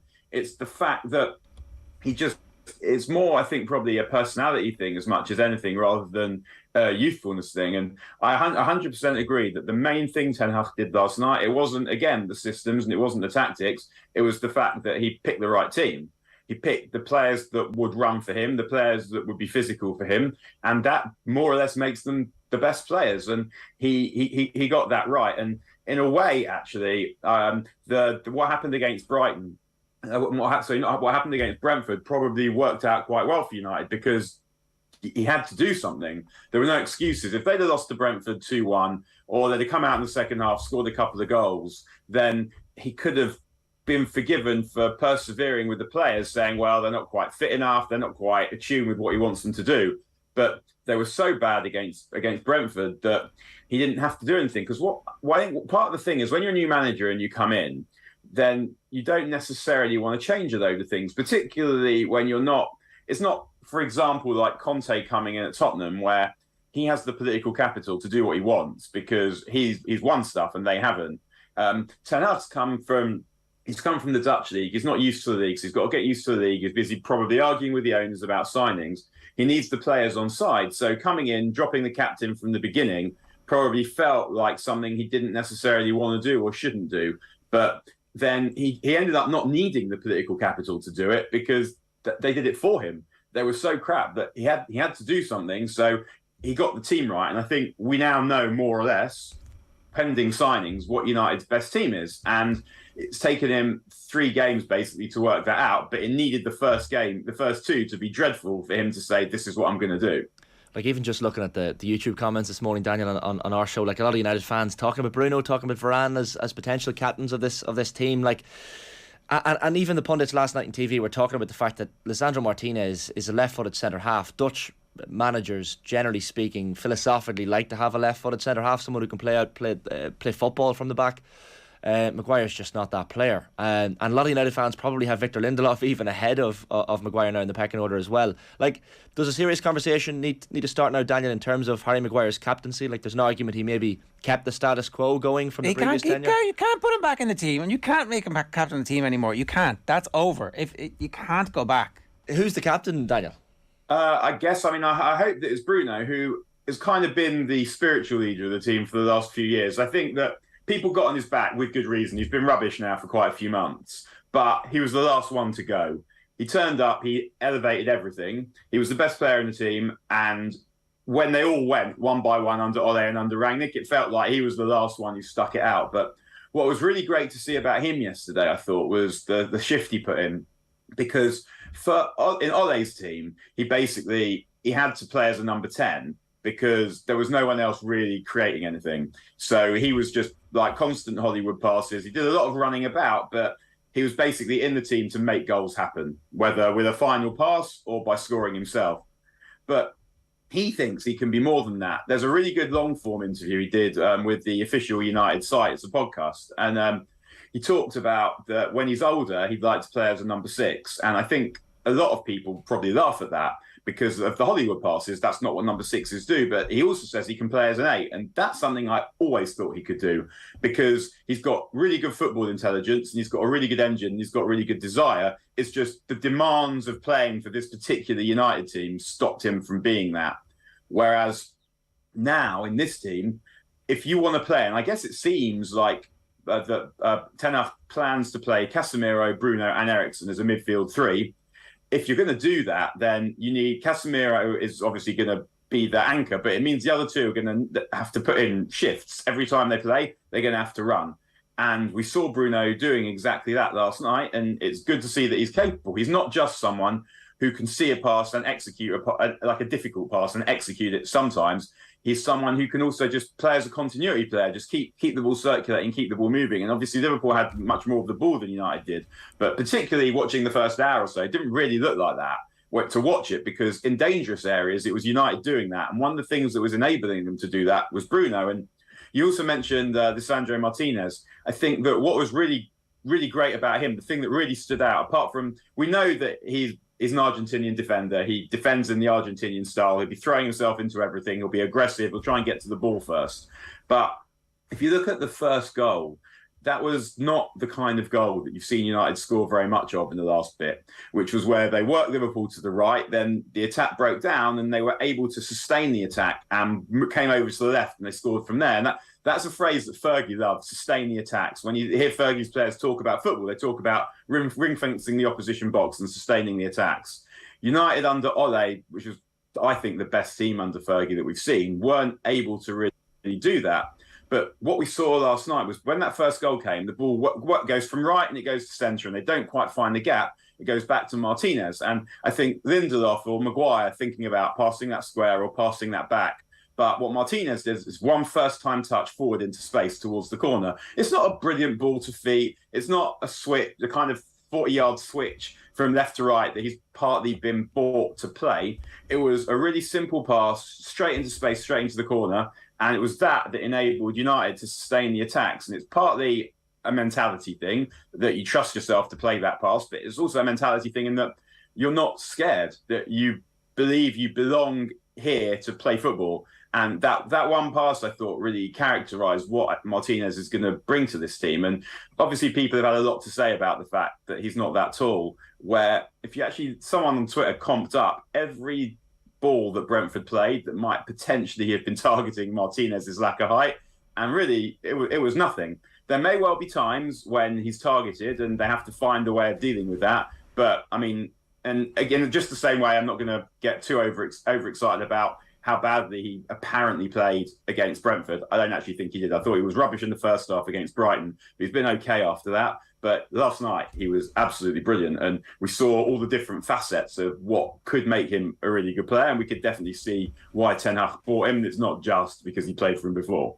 If you think about it, right, so Eriksen has come in, we talked about Martinez, Malaysia started, I kind of thought Malaysia was one of those signings that Man United make where they invest in a young player and then they never play him and he leaves the club in 2.5 years' time for a fee similar to the one that they paid for him. But actually straighten the team. So those three are straighten the team. That's a significant restructuring of what's going on. And the players they're replacing, it's also significant that those players are gone in terms of tone and tenor and who's the boss in the changing room and all that kind of stuff. Like, it's been a reasonable window so far, and there's still another 7-8 days for them to do some work. Yeah, I think the thing about Malacia, I kind of, circumstantial evidence told me that he was probably a good player. I mean, I've seen him play in the Conference League final. He played all right there, but it was just the fact that there was evidence, like televisual evidence of Ten Hag saying he thought he was great. But also it just felt like if I had been strengthening this United team, left back wouldn't have been the first place I'd go. They're desperate for a right back, but left back wouldn't have been what I would have gone for. So the fact that he was buying a left back made me think that he probably thought that this guy was too good to miss out on. And obviously there's a long way to go, but what was really good, seems to be really good about him, is he's obviously fast and strong and he's got some skill on the ball. But again, it's the mentality. It's that ability to come into a game against Liverpool, your first start for United in the new league, and you're just absolutely not cowed at all. He's diving into tackles if he thought it was necessary. He's trying to get forward. And it's just that way that they defended the box, because that is not really an issue of talent. It's an issue of concentration, focus, and bloody-mindedness that Liverpool, you didn't really, I mean, and I say that as I'm watching the game as a United fan, it wasn't that terrifying in the last 20. And even after Liverpool scored, I didn't particularly think that they were going to equalise. And the reason I didn't think they were going to equalise is the way the defenders defended the box, that they were getting blocks in, they were getting to the ball first, they were supporting each other, they were defending as a unit. And even when United were winning games under Ole and the defensive record was good, I came on here and I said that United's defensive record is a lot better than United's defending. They used to allow quite a lot of chances. They didn't defend the box that well. Whereas how many times last night did Liverpool have really good chances where you thought they were going to score 3, 4 maximum? And to do that against a team of that quality, when you're playing a back four that has never played together before, someone's making their first start for the team, someone else is making their third start, having got a lot of aggravation and been subbed in the previous game, to be able to come and play like that, that tells you quite a lot, I think, about their mentality. And ultimately, in football and in all sport, you'll always have that talent and mentality will always beat tactics and strategy. And when you've got them all, you can be good. And United have got a long way to go before they're really good. But we've seen what their top level looks like. And we should also say that they played Liverpool at a good time. We can't pretend Liverpool weren't missing loads of players. They're also not in great form. So that's also worth acknowledging. But one of the reasons they didn't play well last night was because United didn't let them. It's funny when we have the Bruno Fernandes conversation, lads, and I think this stat popped up on screen last night to say, like, Bruno's goal involvements for United were every 95 minutes before Ronaldo signed, and since he signed, it's been every 233 minutes. That's before last night. Like, is it the accepted notion now, Daniel, that Ronaldo really has been stifling Bruno Fernandes and possibly other players like Rashford and maybe Martial as well? Like, is Ronaldo's time at the club coming to an end? I think so. I wouldn't blame Bruno's lack of output solely on Ronaldo, because Ronaldo's arrival coincided with Maguire and Shaw just totally forgetting how to play football. And I think still, like, the thing that I felt was still the biggest deal in why United ended up having such a dreadful season last season was the way that they defended in the first few months. It was that started to bring everyone else down, particularly. Ronaldo is something else, that he was a different kind of player, that and Bruno does definitely play better with Martial, because Martial is someone for him to play off. He holds the ball when he's good. He's really good. He holds the ball up really well. He's got lovely feet. He sees a pass. He can run with it, and those things are much better for someone like Bruno to play with than Ronaldo, who's basically, he'll either score or he doesn't, but he won't do very much else. He won't elevate the way the team are able to play. Now, if you took Ronaldo out of United last season, they would have done even worse. They wouldn't have gotten the Europa League, which would have probably led to some fairly significant financial penalties, and the players they were able to sign this summer. So in that sense, I don't actually think United signing Ronaldo was a bad thing, because I think, as I said, like, the key reason for why United was so dreadful last season, in the first instance, it wasn't Ronaldo, it was the defending. And if they'd not had Ronaldo and they defended like that, then that would have probably been even worse. I mean, who knows? I'm not in the dressing room. Maybe Ronaldo coming ruined the whole equilibrium and had something to do with how badly everyone else played. I think that feels like a bit of a reach. I'm not saying it didn't have an effect in the changing room. I'm sure it did. But it was still, like, the way that they defended and the lack of effort and the lack of focus in those first few months that were really why they were so bad last season. But I'm 100% sure now that Ronaldo doesn't get into the best team, and that's even before they've signed another attacker, which they might do. Yeah, and in that circumstance, maybe the best thing is just to terminate the contract, pay whatever you have to pay, let him go, like, come up with some deal, like, sort this situation out so the constant circus around him goes as well. Like, less circus, more football. But where is he going? If there was somewhere if he's to free, go, if he's free to go, he'll go. Someone will sign him. Do you know what I mean? Maybe. But where? Because the thing is the teams for which he wants to play for a team that can win the Champions League, and he's already market researched that and gone nowhere. It would seem very strange at the time that he would say that he wanted to leave for that reason and not have somewhere lined up. But perhaps if United cancel the contract, and so it's no transfer fee, and they just get rid of the wages, maybe that would work. But I still don't know who it would be. But it's not something to which I would be opposed. I mean, there's more of a market. Yeah, I think there's more of a market for that. And you do a deal with Ronaldo where it's like, we'll offset whatever we owe you against whatever new contract you get. Come on, let's all be friends here, because he wants to go. He doesn't want to stay. So he does, but then he has to come with, I'm going to here. This is where I'm going. But not if there's no contract. And that's what I mean. If he becomes a free agent, then it doesn't really matter. It's up to him. Like, off you go. Go on. Because somebody will sign him if he's a free agent. He can retire if he wants, if that's the case, I guess. And I think that part of me still thinks that he is probably in theory, he would be not unhelpful to have around, someone who can get you goals when you might need one, slightly different option. Quite enjoyed the fact that last night that they brought him on basically to defend corners because he's good in the air. So it's someone you might bring on, someone you might play in particular games. And I guess he might think, actually, I haven't got anywhere to go, and maybe there's a reason to stay here. He might think that. I guess he probably is now pot committed and has to go. So yeah, I would allow him to go. I'm pretty sure Ten Hag would allow him to go as well, but he's worth a lot commercially to United. So the Glazers might well want to keep him, and that's definitely something that has been said that the manager wants rid, but the owners insist that he stays. So I mean, there's still 2 weeks left of the transfer window. So we'll find out. But feels like he's definitely lost his place in the starting 11 last night. Schwartzy Long says United will win the league provided every team they play is at half strength. Ooh, the bitter words from the Liverpool fans this morning. Burn. We obviously could very easily overrate the quality of the performance if it turns out that this Liverpool team are just really bad at the moment and have a long way to go to get back to or are suffering some weird post-season hangover after going toe-to-toe with Real Madrid in the final, and then also obviously of course with Manchester City. So not to overrate the performance last night, but I think the reason that the Man United fans in the office are so excited is that there was a plan, there was an identity, the plan was effectively carried out, and they still have Casemiro to come into the team. So I don't think we should be raining on the parade today. We've been raining on the parade, as I said, basically since our existence. And now's the time for Man United fans to have an afternoon in the sun. It's not exactly about Liverpool. Obviously, they're a big rival and a brilliant team, so beating them is meaningful, more so than beating other teams. But if they'd have beaten any team playing like that, more or less, it would have been uplifting because they did so many of the things that they haven't been doing for so long. That it's not, because we talk quite a lot about, people have been talking about distance run and sprints and all of that.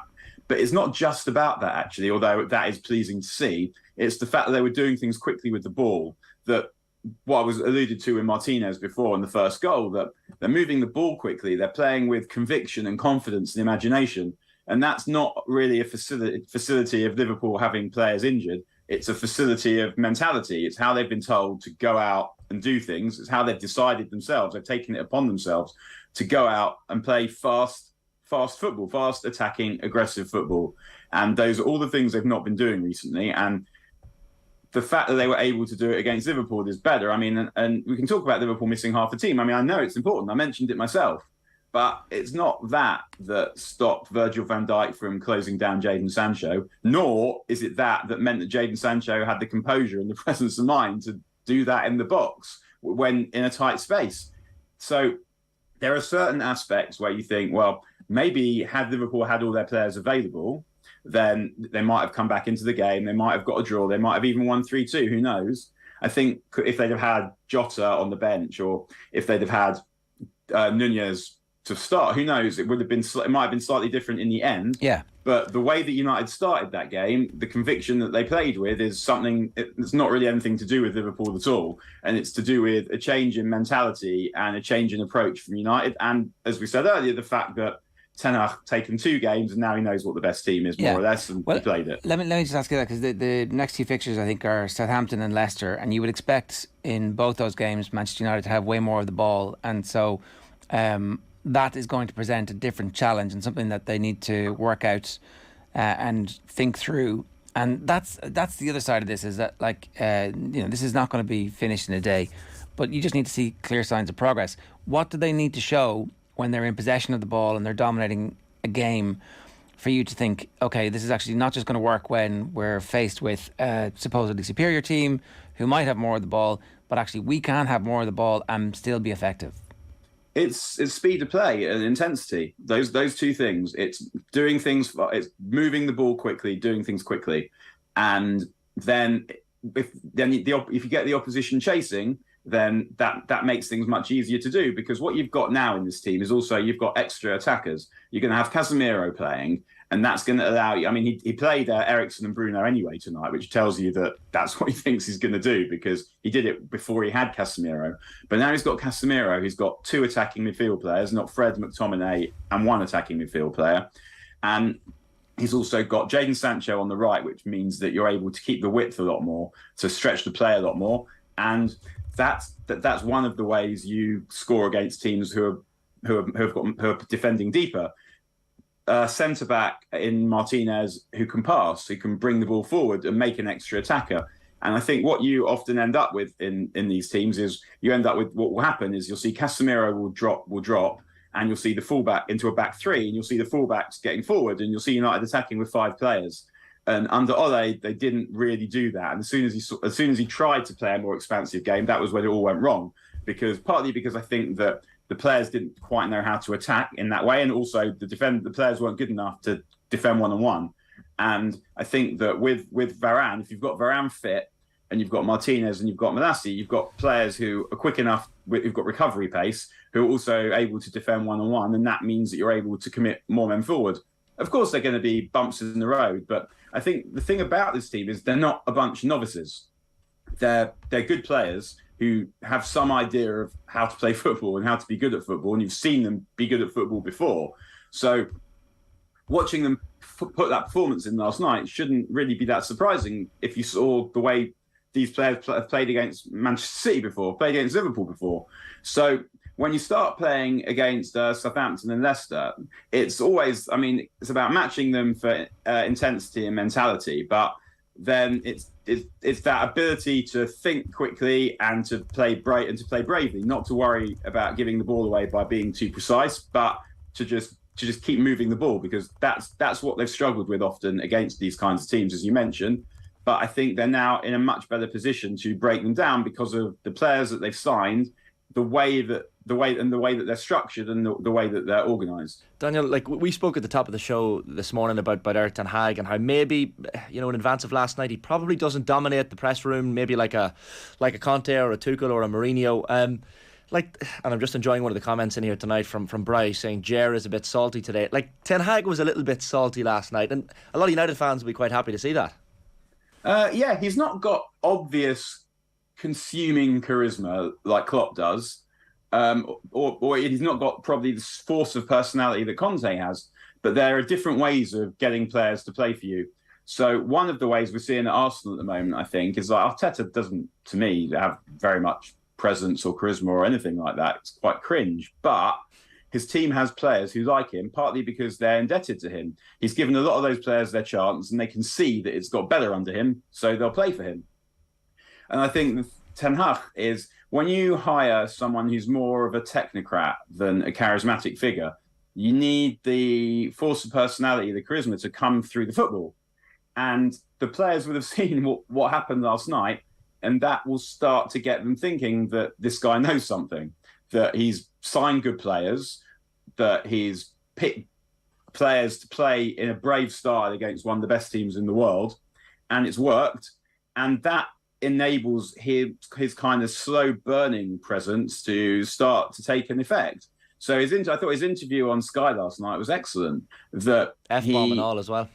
Well, yeah, exactly, and the players will see that. And he says, I don't know if I'm allowed to say it on here, so I'll say they can effing play good football. And the players see that, and they think, this guy is quite funny, he's quite quirky, and he believes in us, and what he says works. And then you're starting to acquire the status in the dressing room that enables them to do good things, because there's some players like, so Martinez and Malacia are sort of indebted to him because he's obviously Malacia he brought, and Martinez he bought and has played for him before. Then the other players will start to see, well, then that he's picking them as well, and he's improving the team, and it starts to work where he's in control now. Well, he dropped the captain and he dropped the most famous footballer in the world. Like, that's a ballsy power move pretty early on. Before we go, one last question from Jack Gleeson in our YouTube comments: would it matter if Ronaldo went to another Premier League team? I mean, not to me. I mean, I can't think of one that would buy him at this point, because the thing that's so fascinating about the Premier League, and obviously it's a facet of money and dirty money, but is that there are so many good teams, and teams just look like they've reached good equilibrium. So if you look at the teams above United, like most of them look confident and settled. And I'm not certain that anyone would want to toss an aging Ronaldo into that mix, because I think it's the Champions League football thing. So I think I wouldn't say anybody's going to spend any money on Ronaldo, because they're going to wait and see if he gets released. There's a good chance that he might get released, and then therefore you don't have to give Man United any money for it. In that instance, would Chelsea take him? I'm not sure. I don't think so. But I think the last thing that they would want, I mean, they might panic, but because they do need a striker. But I don't think Tuchel would want to chuck Ronaldo into that, because it's not even the actual player; it's also the ego and the scrutiny. And I mean, who knows? Maybe you could get buy-in for Ronaldo to say, you play when I say you play, and you shut up, and that would work. But it would be a massive stretch to believe that Ronaldo is capable of that, even if he told you that he was. Yeah. So there is no evidence whatsoever to think that Cristiano Ronaldo can behave with humility. I would agree. On that note, Daniel, good stuff. Thanks a million. See ya, ta-ra, bye. It's Daniel Harris with us after a rare moment of Manchester United victory over the last period of time. Ger's a bit salty today, says Bri. No, I'm not. I'm really not. That's what someone who was salty would say, though. I'm enjoying the we all want Man United back. You sound so sincere, Ger. I don't think the carnival is finished just yet. It's a bit of a circus. It has been a circus. But as you said at the Non-stop. start, let us enjoy our moment in the sun. I am. Let us get our tickles, or our bellies tickled, as you said. It's quite a day for United fans. I know they might lose to Southampton next weekend, but so be it. Well, that would be remarkable. Right. Off the Ball needs your help. We're currently recruiting for a survey. If you listen to us across any platform at least a couple of times a week, then we'd like to ask you some questions. You can sign up on Twitter, check out our pinned tweet, or if you're an Instagram user, check out our saved stories. We're also posting this across TikTok and on Facebook. Failing that, you can WhatsApp us on 0879 180 180 and we'll send it out to you. There are 3 separate prizes of €100 up for grabs for anyone who gets selected to take part. Now, it is time for the sports news with Colm Mullaney. Colm, good morning to you. Hi lads, how's it going? Very well. What's going on? Not much now. You're still basking in the glow, Shane, of last night, clearly. Loving it. Yeah. Absolutely loving this. You Why know, not? and the fact that it was Jadon Sancho, like when it happened last night, and I obviously was listening to Ger's rant about Sancho last week in studio with Colm, and when the goal went in from Sancho, I was like, please just hold on and win this game. And yeah, so be it. My correct appraisal was that he had been a bust up to this point. Okay. That was true. And you felt you could turn things around. All of the Man United fans actually knew that was the case too. So maybe it took the new manager to come in and release him and give him the confidence that I still think that they overpaid for him. You know, I still think that like his influence on the game isn't what you would expect for that level of investment. But, you know, he's better than Anthony Elanga, you would say. Yeah, but it was for me. It was a glimpse into the post-Ronaldo world, where you're looking at someone like Rashford, who Rashford has a good record against Liverpool, but at the same time, like when he's through on goal last night, you're thinking to yourself, he's not going to score this because it just has such like that's been his form. And like Michael Owen's comments in the roadshow last week kind of came into my head, talking about that one-on-one situation and trying to let the goalkeeper make the decision for you. And Owen spoke about not wanting to take the ball around the goalkeeper, and Rashford is that type of striker as well. I'm just going to say, yeah. And like normally he would curl the ball kind of around the goalkeeper into the bottom right, as Elanga tried to do in the first half, but he had the confidence to almost change his mind and go to the left of Alisson, who's a big goalkeeper as well. So to see Rashford and Martial kind of back to their best a little bit was the positive I'm taking from last night. The thing is that they're so flaky. They've been so flaky for 3.5, 4 seasons, where Rashford might now go on a run and be excellent again. Martial might start playing well again, but you can't bank on them at the moment. And that's the difference between them and City, Spurs, what Liverpool had in recent seasons. You knew that you were going to get high-end, regular goals from all of your front players. And that's what I don't think United have that at the moment, and that's I think why they're still in the market for forwards, and I think that's probably one of the reasons why they're looking to let Ronaldo go. This Cody Gakpo player they keep being linked with from PSV seems like a good player, albeit our Eredivisie knowledge wouldn't be great, but seems like a solid striker and of the age profile, not like the Falcaos or the Edinson Cavani's or the Odion Gallos, these strikers that have been signing, or Zlatan. I mean, that's been, and even Arnautovic, you know, and I think that rumour was almost, as we've said, put out there by United potentially to kind of test the waters, see how fans react. But Gakpo or someone of his age is the striker United need to be going for. So yeah, if they head that direction, I think United fans would take a positive from this window. Yeah. Carl? Well, I thought the 2 goals last night, the big thing that stood out to me was the composure of both players, especially Sancho. Because it was such a kind of raucous atmosphere and they'd started so well, and you know the tendency then probably is to smash your foot through any chance that you have at the first opportunity, but he just had the wherewithal to stay there, to pull it back and just slot it in. And I mean, Milner and Van Dijk, the words between them I think Van Dijk wasn't having it, was he? No. He was like, yeah, whatever, shut up. I'm not sure should you be worried about that. I think you'd be more worried if that wasn't happening when things are going poorly. You know, I know it probably points to a frustration, and obviously the mood in the dressing room isn't great, but if it wasn't happening, for example, like when United were struggling badly, there was kind of an air of kind of guys just don't care. Whereas when you see Milner going at Van Dijk, it doesn't look great, but it's better than players just having their head down and not caring about the whole thing. We're going to get the Liverpool view from Gareth Roberts in just a moment. If you are a Liverpool fan, we'd love to hear from you. 0879 180 180. What the hell is going on? What happened? I mean, it was full-blown crisis at Man United, and then they beat you. It's like, you know, all those pre-match jokes that everybody was making. Ha. Even Martin Tyler was in it. Well, I mean, wouldn't it be remarkable if we were actually like, he didn't say we, but if Manchester United were above them in the table after this game, and everybody kind of, that's not going to happen. And then it happens. So what else is going on, Colm? Well, there's some action tonight in the Carabao Cup. Norwich in action. They take on Bournemouth. Adam Ida could return there for the Canaries. He's been struggling with a knee injury, of course, of late. Elsewhere, Leicester take on Stockport. Stephen Gerrard's Aston Villa go to Bolton, and League One side Fleetwood Town have home advantage against Everton. Seamus Coleman could feature there for the Toffees. Ukraine's football season starts today. That's despite the country still being under attack from Russia. Their league set to get back underway. All games were put on hold in February following the Russian invasion of the country. In Gaelic Games, Mayo GAA chairperson Seamus Toohey says Kevin McStay will bring a wealth of experience as manager of the county's senior footballers. McStay has been appointed as James Horan's successor. He's got a 4-year term after last night's county board meeting. Among McStay's backroom team, of course, Liam McHale, Stephen Rochford, Donny Buckley and Damien Mulligan. McStay is a native of Ballina. He lives now in Roscommon and was in charge of Roscommon for a period. He guided the Rossies to one Connacht title and, of course, led St Bridget's to an All-Ireland club title as well. While elsewhere on the managerial front, Liam Sheedy looks to be out of the running now to become the new Offaly hurling manager. He had been linked with the role to replace Michael Fennelly, but it now appears that that will not happen.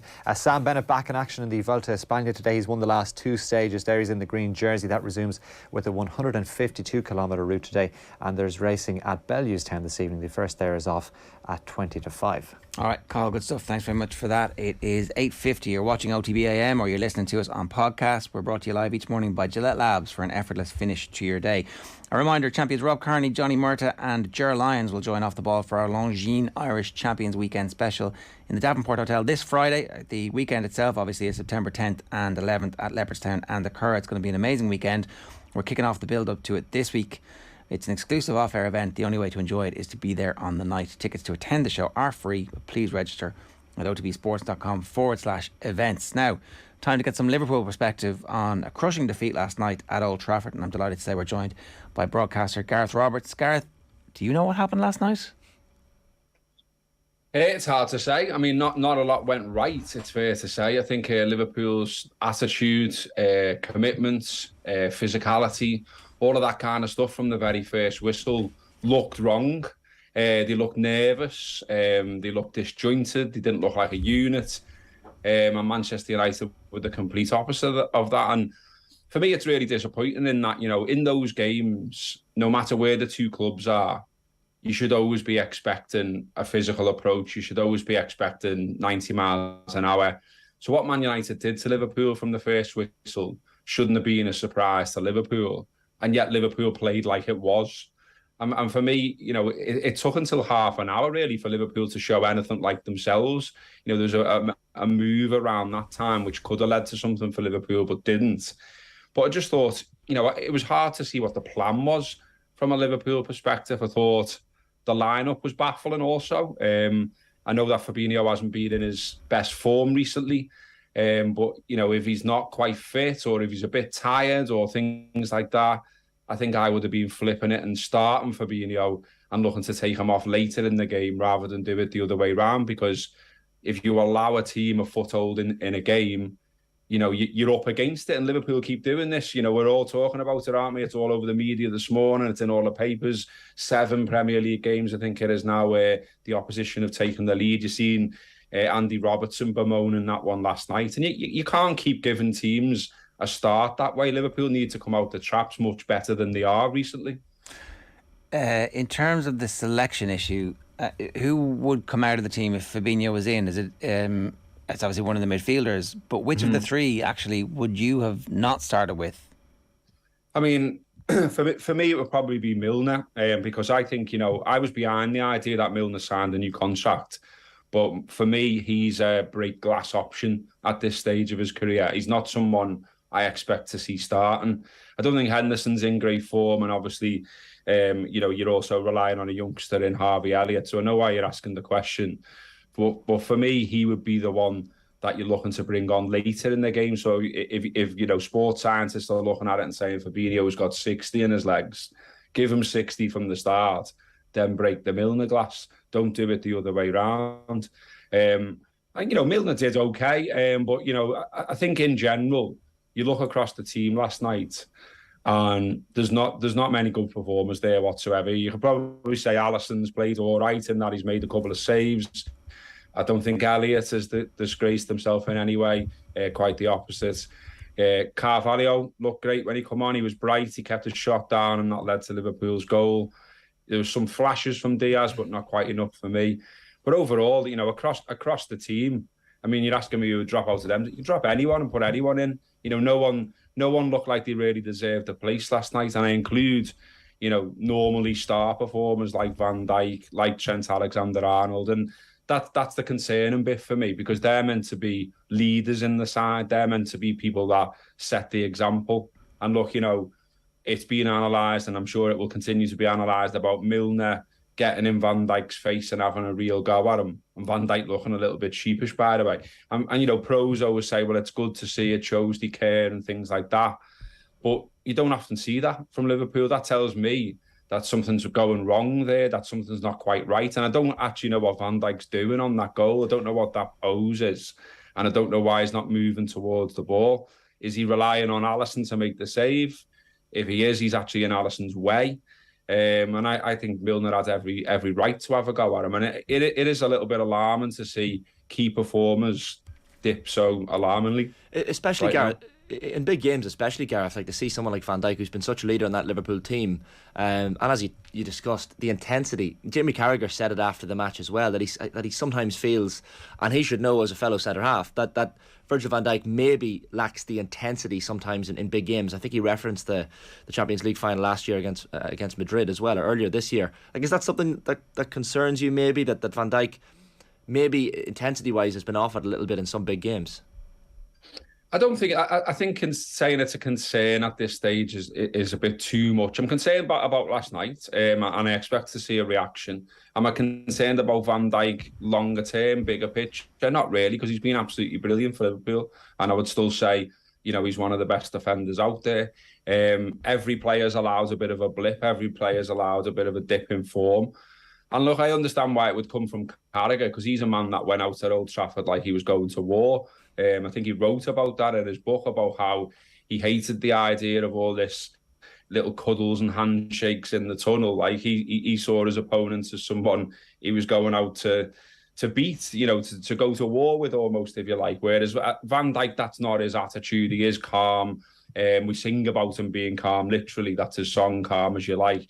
But he looked too calm almost, didn't he? I get the question, because, you know, it's lackadaisical almost a little bit from Liverpool last night, in that you wonder about the collective attitude a little bit. Like, did they take it for granted that United were going to be poor because of what had happened against Brentford, etc., and the start of the season, and the new manager, and the infighting, and the leaks, and all the, you know, the whole drama around Manchester United? Did that affect Liverpool's mentality? I don't know.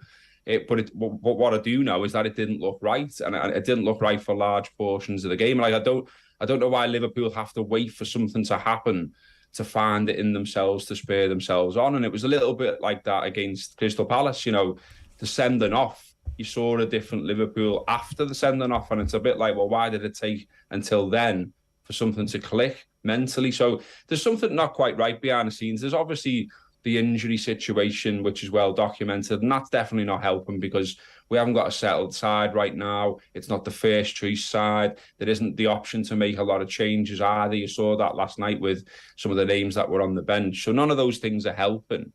But, I mean, last week when I was on, you could ask all the same questions, really. You know, is there a hangover from last season? Perhaps. Are they a bit tired? Maybe. Did 63 games take it out of them a little bit? Well, it looks like it might have done. The shortened pre-season, has that affected Liverpool? Every chance it has.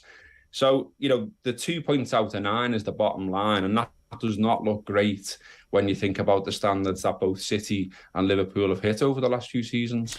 I don't want to read too much into 3 games, and you know, the 2 points out of 9 is definitely something that would be worrying, although it helps that there were points dropped by City at the weekend. But like 2 years ago, Liverpool had essentially a down year where we were able to pin the issues on the centre-back problems, and also COVID was on, and so we, you know, didn't quite feel like they had any advantage of the Anfield crowd and all that stuff too. Is there just a possibility that Liverpool need to recalibrate what their expectations are for this season, and that, you know, I'm not saying they're not going to win the league, right? But they need to find form, and the players aren't in form en masse at the moment. And so therefore you're kind of thinking, well, we need to just focus on the Champions League this year, and hope that something magical happens for us there. Yeah, I mean, look, Liverpool's odds have widened after getting beat last night in the start of the season, and you'd expect them to, wouldn't you? So I think you can get about 13-2 now on Liverpool to win the league, which is, longer than what we've seen in recent times for Liverpool, but equally still short enough that the bookies are like, well, there's still a chance. And that's sort of where I am on it. I think it's a bit early to say about recalibration. What Liverpool need to do is concentrate on going on a bit of a run now. Bournemouth at home, you would say, is quite kind for Liverpool and should be a game that Liverpool win. But Liverpool are going to have to start that game faster with more intensity. And they're going to have to expect now as well that, teams, when they play Liverpool anyway, in all of my life, have always upped their game to play Liverpool because of the name of Liverpool. But I think there's an added psychological boost now for sides watching Liverpool or coming up against Liverpool, because they're like, hang on, there's a chink in the armour here. They're not quite what they were. They don't look great. They haven't started the season well. So even Bournemouth, and you're supposed to say no disrespect to Bournemouth, but even Bournemouth are likely to fancy the chances a little bit more now. So Liverpool have got to expect that. So if they can get over that hurdle, go on a bit of a run, there's Newcastle on the horizon, there's Everton on the horizon, and both of those games, for different reasons, you would imagine would present some difficulties. But if Liverpool can just grind out some wins, get themselves back up that table, there's still a chance there, obviously. And we don't know how it's going to go with Man City. I mean, they've shown a little bit of vulnerability by drawing with Newcastle, haven't they? Okay, they get it back to draw 3-3, but that's not their ideal result. And there's maybe a little thing there similar to what I'm saying about, do sides look at that and say, well, what if we have a go at Manchester City? So that makes that dynamic interesting. So I think it's far too early to say Liverpool now can't go for the title, or Liverpool now have to lower their sights. And of course, the transfer window is still open. And there is still a chance maybe that Liverpool do go into, recruiting someone, and it should be in midfield, like everyone is saying. Well, there's a comment here. Lack of investment in midfield is killing a team based on energy and work rate. That's from G10 in our YouTube comments. Are there any obvious candidates who aren't called Jude Bellingham to join? And I don't know. I'm never any good at those questions. I'm not, I'm not one to be watching endless hours of YouTubes and all the rest of it. I'll leave that one to Liverpool scouts. But you'd think they'd have someone on a list somewhere. And okay, their general approach over the last 2 years has worked. It's sometimes cautious, it's sometimes conservative.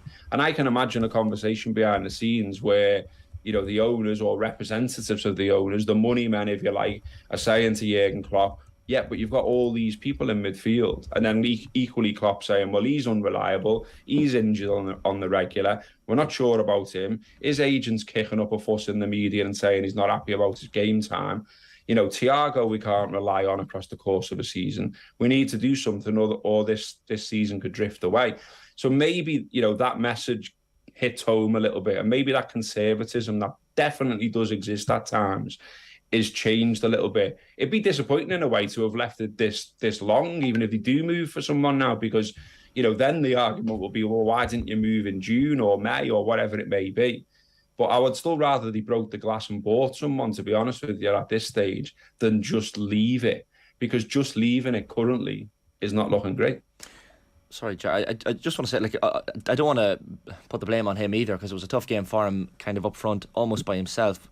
Obviously, he had the help from Salah, but Roberto Firmino last night, Gareth, this is a man who has a contract expiring next year. He's obviously trying to impress and play to perform to earn that new contract.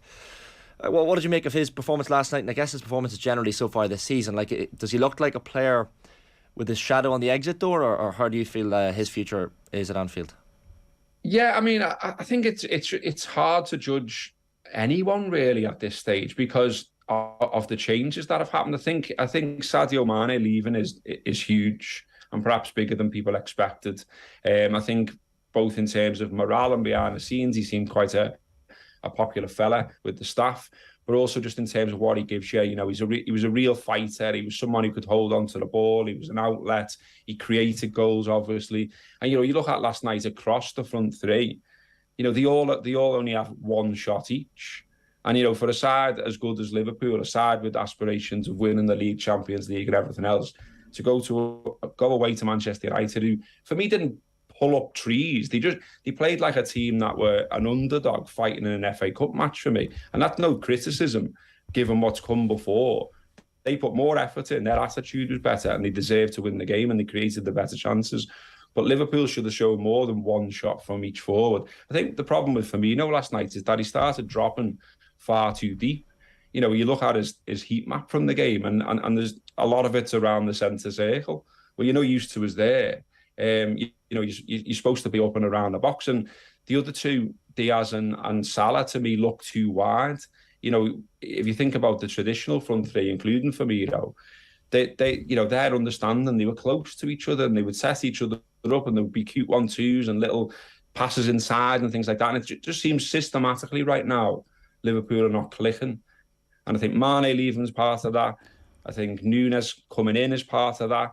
Him being sent off has not helped. And it'll still now take longer for him to bed in, because he won't have had those first team games that he would have done had he not been stupid and got sent off. So there are a lot of questions. I think with Firmino, by the way, you're right to an extent that I think we'll all be looking at it as the season goes on. The likelihood for me is that he does let his contract run down and probably leaves on a free, and we'll all pat him on the back and say well done, because he's been fantastic for Liverpool. But last night, no, he was no real threat, was he? There was no Origi on the pitch to be a threat. There was no Origi to come off the bench last night either. Like the squad management. I know no one thinks Origi's going to win you the league, but actually there was a depth there of somebody who had been in big occasions, who had scored big goals in big games, and now you're looking at the bench and it's like young players who don't have that experience. Alan O'Flynn has been in touch to say Wijnaldum, Fabinho and Henderson were able to rattle City, but the current midfield just isn't up to it. Again, it's weird because Henderson's form isn't good, Fabinho's form isn't good, Trent's form isn't good. Like, you're looking at the players, Virgil van Dijk's form is not good. It's mad that the form isn't good of so many players at the same time, which would suggest that they've got something wrong in the sports science or the fitness or something. I don't know. Yeah, it's a tough one. I mean, you wonder what can he change? I mean, who's going to come back from injury? Kite said he was very cagey on, and we didn't really get a lot of information other than he won't really train today, I think was the answer that we got from Klopp. But, you wonder about changes like, would it be worth Mo Salah going through the middle? I think it would be. I'd like to see him in and around the box and in situations where he's likely to score goals more than he is currently. He suddenly turned into this player that looks like he's going to be creative rather than score, and I'd like that switched on its head. I wouldn't mind seeing Elliott on the right in the front three, and then we patch up midfield with whoever's available, and we try that one out, because as we've just said a second ago, the Firmino thing didn't work last night. I think he played against Fulham as well. He didn't look particularly on it then either. And look, you're right. They absolutely went for it last season. They did all think that there was a chance of the historic quadruple. It didn't come off, of course. They fell agonisingly short in the two big ones. And I think we're having the same conversation as last week. Does that take it out of you physically and mentally a little bit? I said last week I didn't think it would do, because of what we've seen in the past, losing Champions League finals, bouncing back, losing league titles by a point, bouncing back. Maybe it's one too many this time. Gareth, just one that I was rereading one of your articles from 2016 that you tweeted out yesterday from the Anfield Wrap, the Hate, Heysel, Hillsborough and Munich, and it kind of struck me as something that, even that was a fixture I was at last year at Old Trafford, the United-Liverpool game, and you see the police and the horses kind of separating the two fans. And you really do hear the sickening chants going back and forth both ways about all these tragedies and disasters. And you referenced some of them in your piece as well. Always the victims, it's never your fault, you killed your own fans. And you also talked about the fact that this is learned behaviour. Kids don't grow up with hate in their hearts, but this is something that comes from family members and older peers and that sort of thing. So, look, in your opinion, like, where is this bell curve of the United-Liverpool rivalry at the minute? It's at a pretty vitriolic point, but where do you think it is in this grand scheme of history? Yeah, I mean, it doesn't seem to be in the greatest of places, if I'm being honest with you. I mean, there did seem to be a time where I was hopeful that, some of the more extreme stuff was being nipped in the bud a little bit, but, it started to return. To hear songs about, the sun was right, your murderers, and to hear songs about referencing Hillsborough, absolutely grim. There's a good piece Andy Mitten had worked on for The Athletic, which was published yesterday, with someone who's lost someone at Hillsborough, detailing their family struggles, talking about what that feels like to still hear chants at games all these years on. And look, equally, anything about Munich is equally distasteful, as I said in the piece that you're referencing. And, for me, it's just the responsibility of people who have a little bit of a standing in a community to call it out. And I've called it out regularly. I've called it out on air. I've written pieces about it. I put stuff on my Twitter feed. I'll say it in person to people as well. I've challenged it at the match. Can everyone else who's got a little bit of responsibility, a bit of stature, can they say the same? Are they doing the same? I would argue no, and I would say that there are people out there that could do a little bit more. When there was stuff from Anfield, the last time Manchester United came to Anfield, I didn't feel that was challenged enough. And I know that there were meetings behind the scenes between the clubs and fan representatives and stuff like that. I'm not too sure what came of it, though. What's different? What's changed? Where was the messaging? And look, in the past, over this, I can actually remember Alex Ferguson, challenging it. Alex Ferguson saying something in the press about it. And I was impressed by that. I thought, good on you. And, in the past, we've seen Jurgen Klopp and Jordan Henderson challenge the Chelsea Rent Boys chant that sometimes comes from the Liverpool end, and highlighting how that makes people feel in the stands and all that kind of stuff. Well, for me, this is of the same stature, if not worse, and it needs challenging all round and it needs challenging on a regular basis. And it's all too easy, I think, to just say, oh, it's just one of them. It's not one of them. It's a disaster where people lost their lives, a disaster that led to people, in the case of Hillsborough, certainly, committing suicide and things like that. So it's had a profound effect on a large number of people who support a club, and to use that as a weapon, in a game, is incredibly grim for me. And as you say, I said in that piece, it's learned behaviour. So where does it keep coming from? Who keeps reinforcing it? I think everyone just needs to have a little bit of a think about how they behave. All this macho type stuff around it, and throwaway comments around it, they stick. And they create this beast. And, it's online all the time if you go looking for it as well. I mean, I tend not to now because of my own mental health these days. How many arguments can you have about it? But I'm quite happy to come on here and talk about it at any point, and to talk to anyone about it, because I think from both sides, it needs looking at, it needs tackling, and it needs challenging. Gareth, great stuff. Great to have you with us this morning, as ever. Thanks a million for joining us.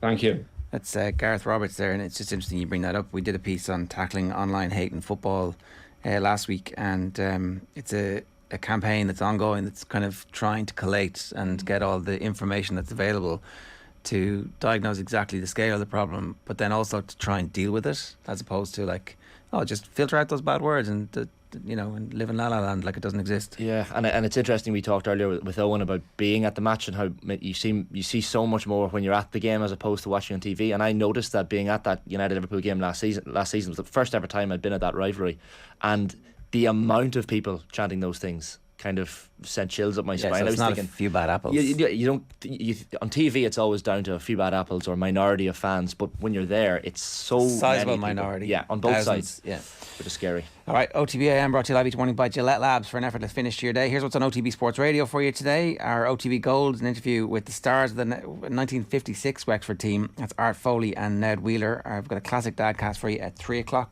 Packy Bonner's career retrospective is 4. An interview that Joe Malloy did with Ruby Walsh at 6. And then the show is live tonight from 7 with Will O'Callaghan in the hot seat. You can follow Off the Ball across our social channels, subscribe to our YouTube channel. Be sure to download the OTB Sports app for the latest in the best sports content and analysis. After the break, we're switching our focus to rugby alongside Niamh Briggs following Ireland's tremendous comeback against Japan at the weekend. First, some more fan interaction here from Owen Sheehan before yesterday's game in Manchester. Back after this. Do you think some fans won't show up? I mean, to the stadium, I mean. Definitely, yeah. The plan is not to go in. We don't want anyone to go in. Show the Glazers that we are in full strength, and that's what we need to let Glazers know. Show them that it's not just about the money. They're gonna feel from it because they're not getting the money that we're paying them, and I just think if we stay out, then they're going to be like, oh, what's going on here then? So, yeah. Do you think, this is the last question, do you think Jim Radcliffe is the guy to take over? I see his face is on the 1958 banner today, is he? I think he is. I think people are saying he's a bit older, so he doesn't really care about the money at the end of the day. I think he's the richest man in Britain, is he? But he doesn't need the money. He's a United fan. He knows what we're going through, and he just wants success on the pitch. He doesn't care about the success financially. OTB AM on OTB Sports Radio, Ireland's first and only sports radio station. The best rugby insight and analysis. I don't think there's probably any positives to come out of just getting rid of Ian Foster. The players are still happy with Ian Foster. OTB Sports Rugby. They don't look like the All Blacks. They're not playing like the All Blacks. They're barely clinging on. Subscribe to the rugby stream on the OTB Sports app now. If your business relies on a van, that wouldn't sound good. But this does. Get up to 75% off van insurance. Now available in FBD branches nationwide. FBD Insurance. Support. It's what we do. 75% no claims discount based on 5 years claims free. Available on new van policies. Used for farm or business purposes. Terms and conditions apply. Underwritten by FBD Insurance plc. FBD Insurance Group Limited, trading as FBD Insurance, is regulated by the Central Bank of Ireland. OTB AM. With Gillette. Get into your flow with the new Gillette Labs Razor with exfoliating bar. 15 minutes past 9 this morning here on OTB AM. Delighted to say we're going back to Japan to talk to Niamh Briggs after a big victory at the weekend. Niamh, how are you getting on? What's it like over there? Hi guys. Yeah, it's good. 5:15 in the evening now. Incredibly warm still. We trained today in like mid to late 30s, I think it felt like. So yeah, look, it's obviously a beautiful. We're in Tokyo now. We've left Hamamatsu, so it's been a good few days for the squad for sure. What's the aftermath like after a victory like that, and just the mood and general atmosphere? Because on tour, it's such different from everybody going home and you know, you win, everybody goes back, and then they come back in the middle of the week. But everybody is living like with each other at the moment. What's that like?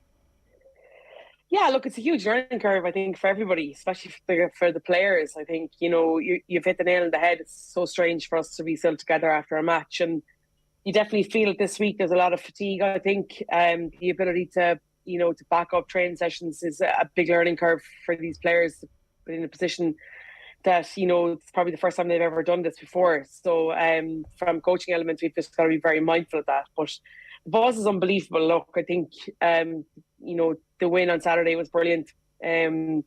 We travelled then to Tokyo on Sunday, but we had a rest day. So, yeah, look, it's been great. They're so in. They're such a brilliant bunch to be around, to be fair. And they're working incredibly hard. So I think now there's kind of already to kind of, you know, looking forward to Saturday. I think we've reviewed that Japan game from last weekend, and we have a lot of work on for sure. But I just think there's a really good buzz around the squad. Like Niamh, you had that bit of time together as a group in the high performance centre at the IRFU this summer, and I know you would have had maybe a week's build up as well in Japan before this game. So it's hardly groundbreaking sports science for me to say preparation is key, but clearly having that time together in advance of this game paid dividends. Yeah, it's huge. And, you know, it's not just about what we're doing on the pitch. I think it's often it's those mini conversations that the players are having together, the small conversations that you get to have with players walking down the corridor, going into breakfast or to dinner.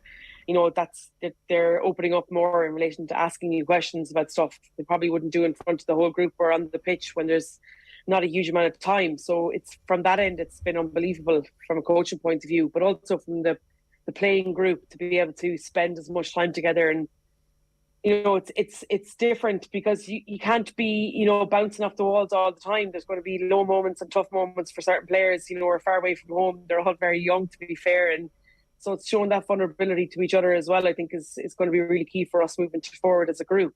But you're right. Look, to be having these 3 weeks together has been an unbelievable experience. From every facet, from a high performance, you know, type where, you know, they're learning about recovery and they're learning about nutrition and the ability to be able to repeat efforts, but also from a rugby perspective. And then most importantly, I think for us as a group, you know, getting to know each other as people, I think that's probably been the big win. in the end, it's a blowout victory, but you do go 15-0 down fairly early on in the match. What's the best part about the fact that you go 15-0 down and then turn that around? Like, what's the bounce from that? You know, is it the fact that the team didn't panic, that they stuck to their processes? Like, when you're reviewing that, obviously you're looking for the positives of going down. What are the positives from that? Yeah, look, obviously there was a huge amount. I think it was the first game that we played since the Six Nations, albeit with a hugely different squad. There's, 4 new caps. You've got to give them time to probably adjust to the pitch of an international test game. I think for the first few minutes there was definitely a lot of nerves, and it was shown. We conceded 2 very soft tries to Japan, but I kind of felt like on the sideline that once we got our foot on the ball and we got to hold possession for a period of time, that we'd put them under pressure. I think from a coaching point of view, it was so satisfactory to see that leadership group step up and take control of that game. I think we didn't have to give a huge amount of messages from the sideline. I think they really understood the task and the process that they needed to do. On the flip of that, I think it's great this week that we have a lot of work to do. We have a lot of work on that victory. While we scored some unbelievable tries and we had some really good performances, especially from those young group players, I think coming away out of that, we realised very quickly that Japan are going to be stronger this weekend, but also that if we play like we did 2 periods of that match, we're going to be under severe pressure, not just against Japan, but against any other nation in the world. I think our defence at times was, not sloppy. I just think that we miscommunicated things. So that's a lot of work on for us, but also, we played a lot of rugby in our pitch, in our half of the pitch, when we didn't really need to do that. So, but they only learn from doing and making mistakes. And I just think that, chatting to them yesterday and reviewing that game, I feel like that we're on a better page this week than what we were last week, which bodes well for us, I think. I almost feel I don't really want to name drop some of the younger girls, because if you name one, you nearly have to name them all. But Niamh Deely in particular looked far older than her years, and look, the fact that she's coming from that women's development pathway as well with the IRFU, she's got the pace from the sevens as well. But she's really made a quick stride up the ranks into this Irish senior setup and looked very, very comfortable, it has to be said, in Japan on Saturday. Yeah, 100%. Look, she's an incredibly exciting player. It's been a really pleasure to work with her over the last few weeks and get to know her better. I don't think there was any question about her rugby ability, to be fair. She's come through that underage system and we just had to be patient. I think she spent a lot of time with the sevens. Now I think her focus is going to be mainly 15s this year. So we'll get to see her week in, week out, which is great, because that's what you need now. We need her to be playing consistently with our club and performing, and then we'll reap the benefits from a national level. But look, I think it's not just it's their hunger for knowledge. They want to get better all the time. They're looking for clarity. They're constantly seeking affirmation, I suppose, and what they're doing is right. And you're just trying to empower them to be able to go and play what's in front of them. And like, she picked some incredible lines to begin. Her defensive work was really, really good. And look, it bodes well for her. Like a really, really good first cap for sure. I'd imagine she's buzzing inside, and I hope those at home are buzzing for her as well. Her family and stuff have been in touch, and it's great. Look, it's great for her, and it's great for all those new caps. They've bedded into this squad really well, it just the direction of where this program is going and where this squad can go, I think it just makes it really exciting. I think you were, correct me if I'm wrong as well, Niamh, 23 maybe when you made your first cap against the Italians back in 08. Like, is it a case of, and you're kind of now on the other side where you're watching these young women make their first senior caps, is it a case that they're so young that the nerves just aren't there, that they're maybe not overthinking it like some of the older players are? Yeah, maybe. It's funny when you speak to them afterwards, they've been telling you, oh God, I was really nervous. But from an exterior point of view in the dressing room beforehand, they didn't look like they were. Dan O'Brien is just finished a leaving cert, 18 years of age. Aoife Dalton's 19. These girls are, it's their training age. I made my debut at 23, but I'd probably been only playing rugby for about 8 months. These girls are 18, but they've been playing rugby since they were kids. That's a huge difference. They get things way quicker. They're able to pick things up really fast. They take direction really well. And so, yeah, look, I think it's just their ability to be able to maybe, have confidence in themselves. They know that they've been playing rugby for a very long time, whereas I suppose we were different back then. So, but it's great. It's brilliant that they can go and have a crack. But also, for me, it's their ability to fix things very quickly on the pitch. You don't really have to say much. You can just say, look, we've got to stay square here, or we've got to make sure that we can, work early so that we can get into line or get into position way quicker. And they're able to tell you as you're saying it. So they understand the game really, really well, which is great. It's great from a coaching point of view for sure.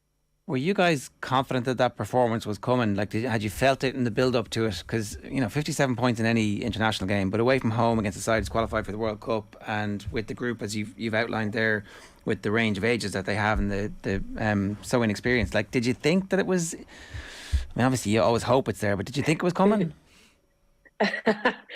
Look, not 57 points is a really good total, I think, from any game, let alone international game. So. But I felt during the week that there was a really good buzz. There was a really good clarity within the squad. I think the training sessions have gone really well. I think, Greg has implemented a really good schedule in terms of, there's days set aside for learning. There are days set aside for contact, days set aside for fast. And when you have that clarity as a player, every day what you're turning up to, I think it makes a huge difference.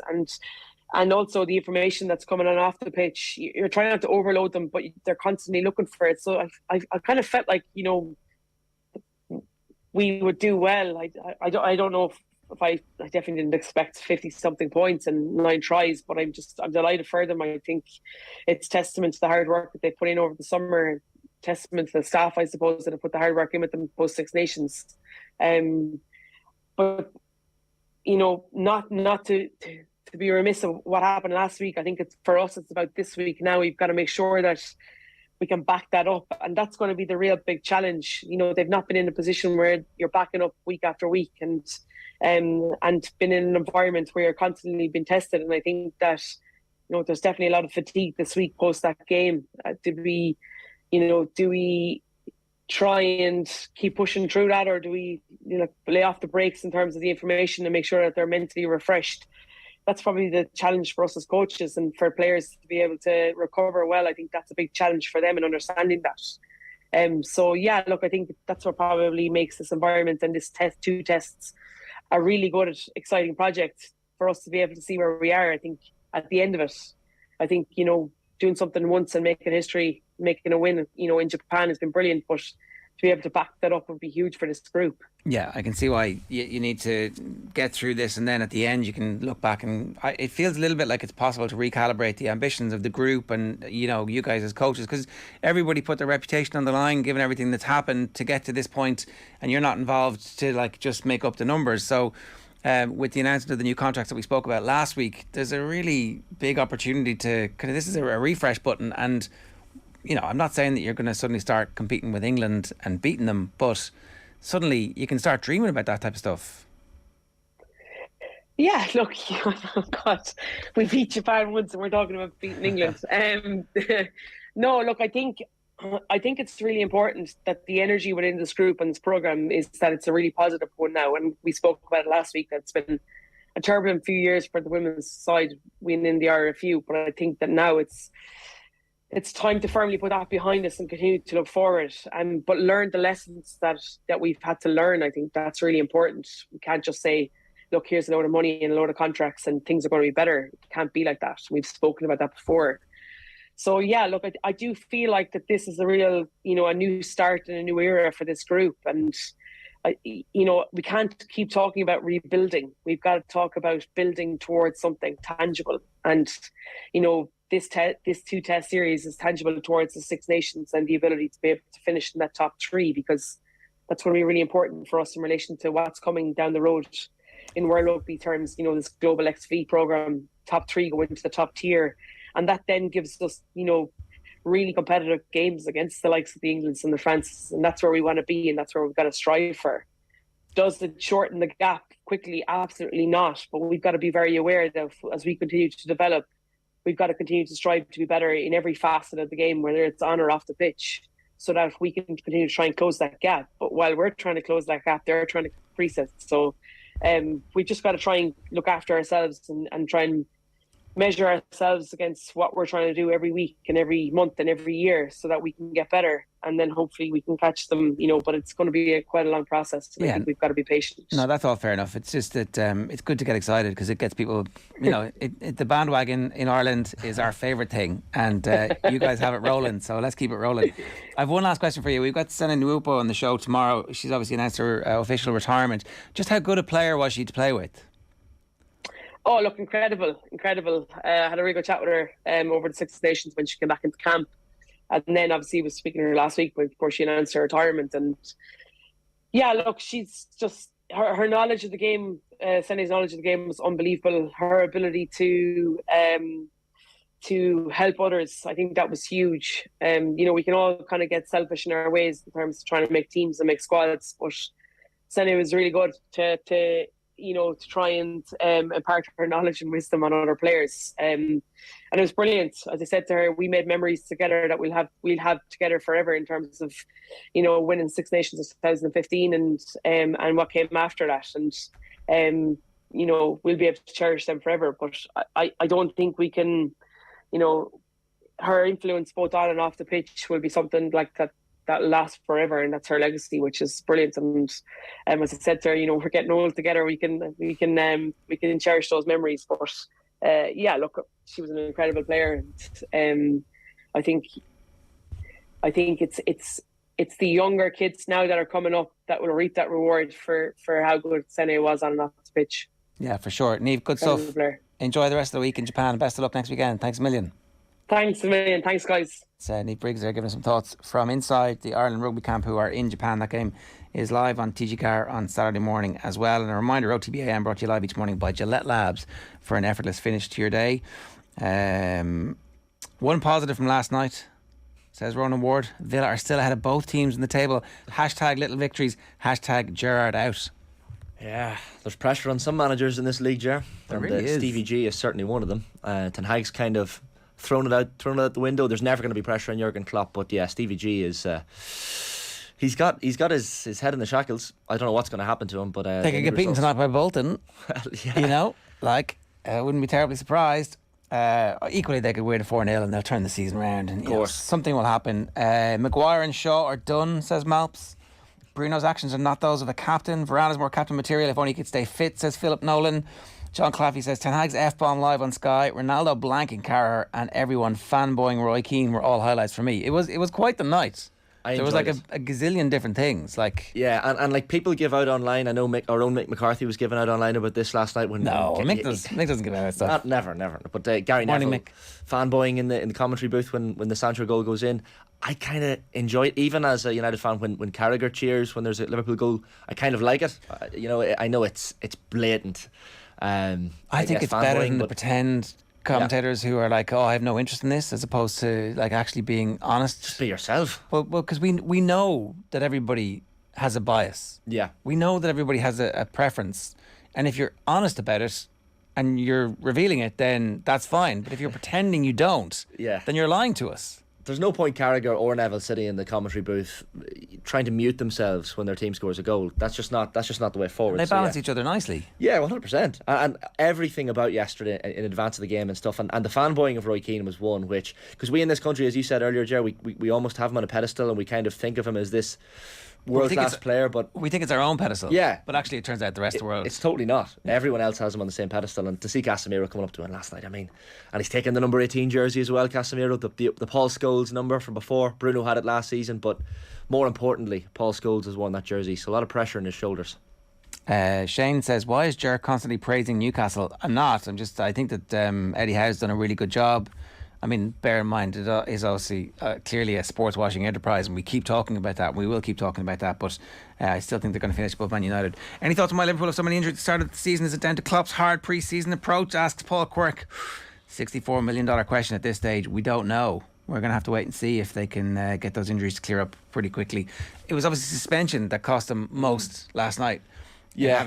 So if you're bringing on one of those other two, or even bringing him on as a sub, things are different they'd nobody on the bench last night. The Liverpool bench was not pathetic last night, but that's a harsh word. But I mean, you're not looking at it thinking there's a lot of look talent at to come the on. fans feeling themselves. Oh, pathetic! Liverpool, pathetic. So confident. But the United bench, you're straight away looking at Martial and even young lads like Alejandro Garnacho. There's actual decent attacking talent, Ronaldo as well on that bench. But Liverpool's bench just didn't have the star-studded names that we're used to. All right. Tomorrow we have Selena Upo, as we've already said. We're talking about that with Niamh Briggs there. We'll have reaction to Mayo's brand new coaching ticket as well in a bit more detail, and plenty more to come. Owen back, and we'll start playing out some messages that we've been receiving. People have just been sending us messages about Owen leaving. If you want to send some to us, 0879 180 180 is the WhatsApp number. Now, Olympian Emmet Brennan joined Johnny Ward and Ronan Mullen on the show last night to talk about Anthony Joshua's post-fight reaction to his loss on Saturday. We'll see you tomorrow. Anthony Joshua, obviously not necessarily this weekend up with what's been going on in the Ukraine, but he certainly added to an amazing occasion in Saudi Arabia on Saturday night. Alexander Usyk winning the fight and keeping his composure afterwards. There's so much to talk about here. We're joined by Irish Olympian Emmet Brennan and our very own man in the house. How are you, Ron? All good, Johnny. What's going on? Oh, well, to be honest, that's the first time I've listened to that back since the night it happened, because it's just so utterly cringy. And in retrospect, I have some sympathy for him, because it's clear to see that's not a coherent man speaking. And after 36 minutes of what was a high tempo, grueling affair in very, very hot conditions, like really difficult, humid conditions, and which was borne out in the preceding fights where they had to wipe down the canvas, given the emissions from all the fighters and the dehydration which must have come from that. You're just thinking possibly shouldn't be having boxing matches there for a plethora of reasons, but not least those most elemental ones. It's hot. It's very hot. So at the time I was like, oh, please stop, but now I kind of have a little bit of sympathy for him. Before we get to Emmet, Emma would have a good idea of what your general kind of state is when you just come off a fight like that. Couple of quotes as well. Carl Frosh accused him of stealing Usyk's moment. Fraser Clark said he should have been saved from himself by his team, who hung him out to dry, which I thought was interesting, because he kind of was walking away from the ring and then he came back. And just to reiterate what Joshua said in a statement subsequent to it, he said, I wish Alexander Usyk continued success in your quest for greatness. You're a class act champ. Yesterday I had to mentally take myself into a dark place to compete for the championship belt. I had 2 fights, one with Usyk and one with my emotions, and both got the better of me. I'll be the first to admit I let myself down. I acted out of pure passion and emotion, and when not controlled, it ain't great. I love this sport so much, and I'll be better from this point on. Respect. Emmet, you did tweet about this at the time. Have you kind of changed your view with a little bit of hindsight, or was he just totally out of order? Yeah, look, not that I can see where he's coming from, but I suppose looking back on it, there is an awful lot of pressure on his shoulders. He's the face of Matchroom. He's the face of the zone. And I think, because in the first 3, 4, 5 rounds, his corner was telling him that he was winning the rounds, he probably thought at the end of the fight that he actually had won the fight, even though it was probably clear that he didn't. But in his head, when he was getting positive feedback, he probably thought he was banking rounds. So when the result came, it probably was a little bit of a shock to him. But the way he acted was out of order. As I said, the stuff on the mic, that can be forgiven, but taking the belts and throwing them out of the ring, it's a little bit out of order. But look, none of us know the pressure that's on his shoulders. You touched on an interesting point there. How important is your ring in terms of telling you stuff that's true? Because seemingly he was in a false sense of security place. I think, was it 10, 11 and 12, it sort of ran away from him, but he obviously still thought he won. Yeah, you need honest men in your corner. You need to be told the truth.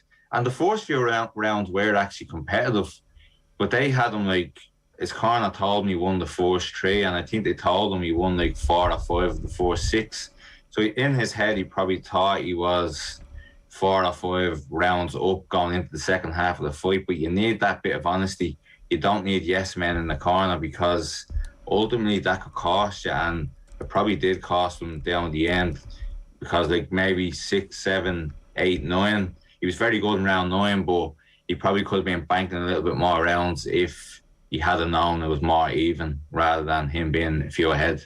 When you're watching Ronan Mullen, are you like, yeah, this is clear? I mean, one of the judges actually gives it to Joshua by, was it 4? So our scores were like, he had how does that happen, for example? Well, it's interesting. Like Emmet made a good point there that they were telling him he was ahead, and at the time I was like, well, that's not true.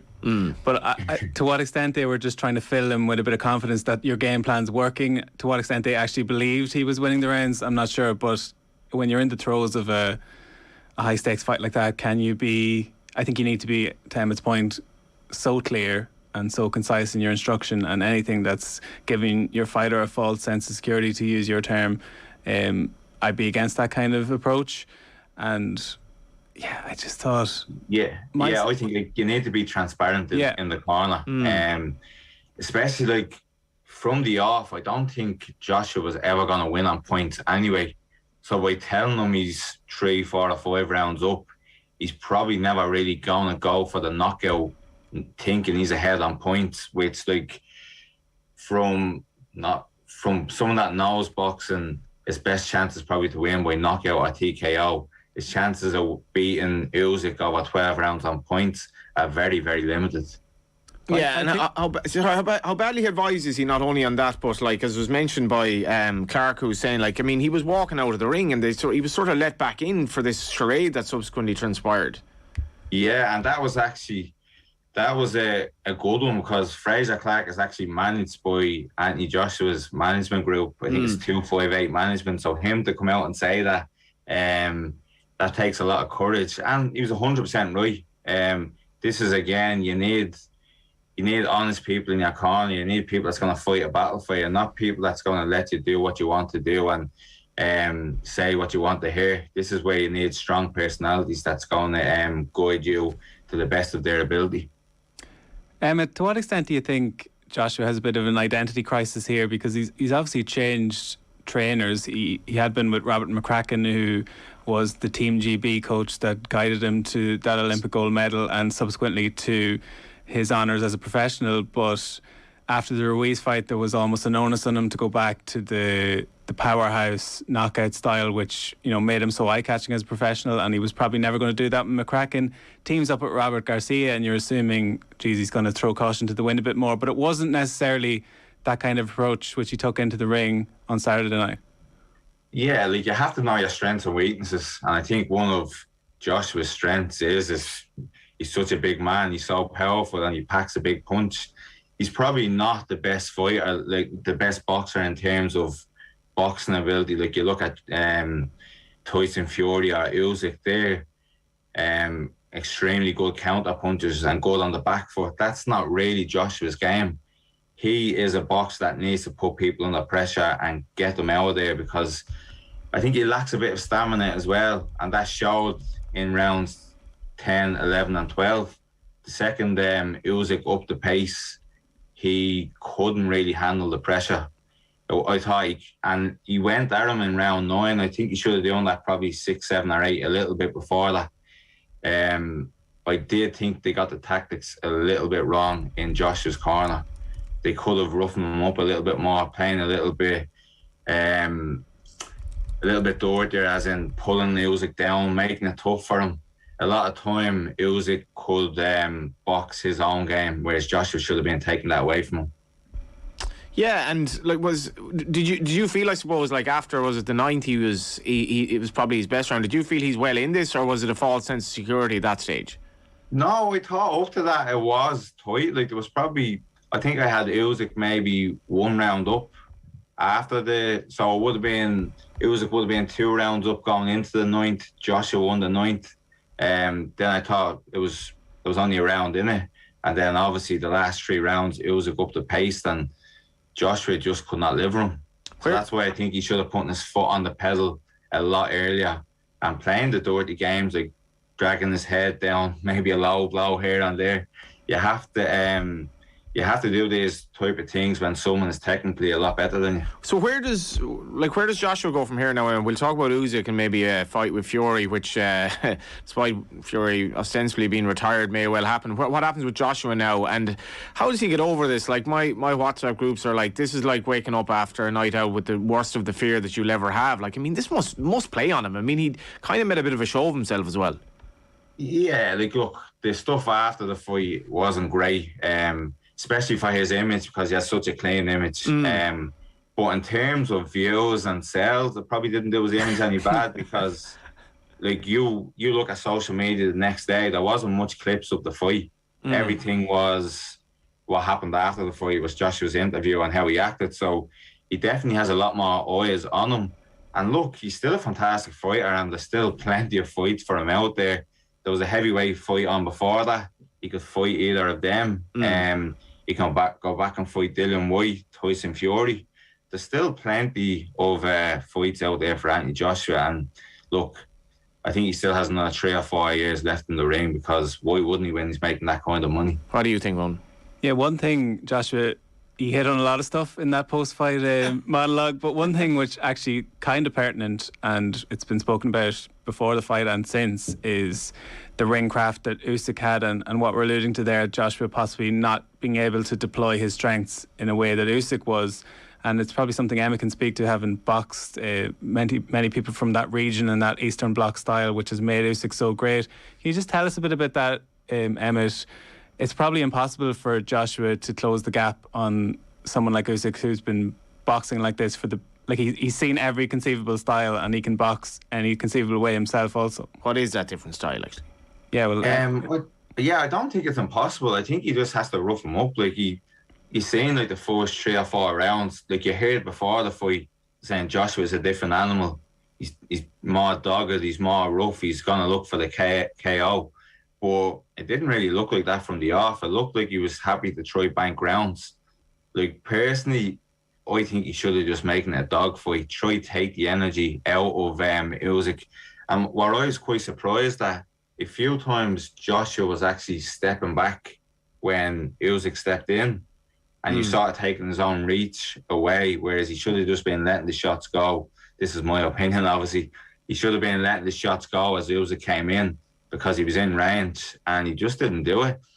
He looked a little bit gun shy. That could also be nerves and the occasion getting to him, but I definitely think if he had a making it a dogfight, he would have had a lot better chance of getting Usyk out there. And the other thing, like he was mentioning Rocky Marciano, combination puncher, and Dempsey and Mike Tyson, and like the notion that that's an outmoded framework for modern heavyweight, but we've never seen anything like Usyk before in the heavyweight division. Like, this is Fury dismissively calls Usyk a pumped up middleweight, but that's all. Southpaw.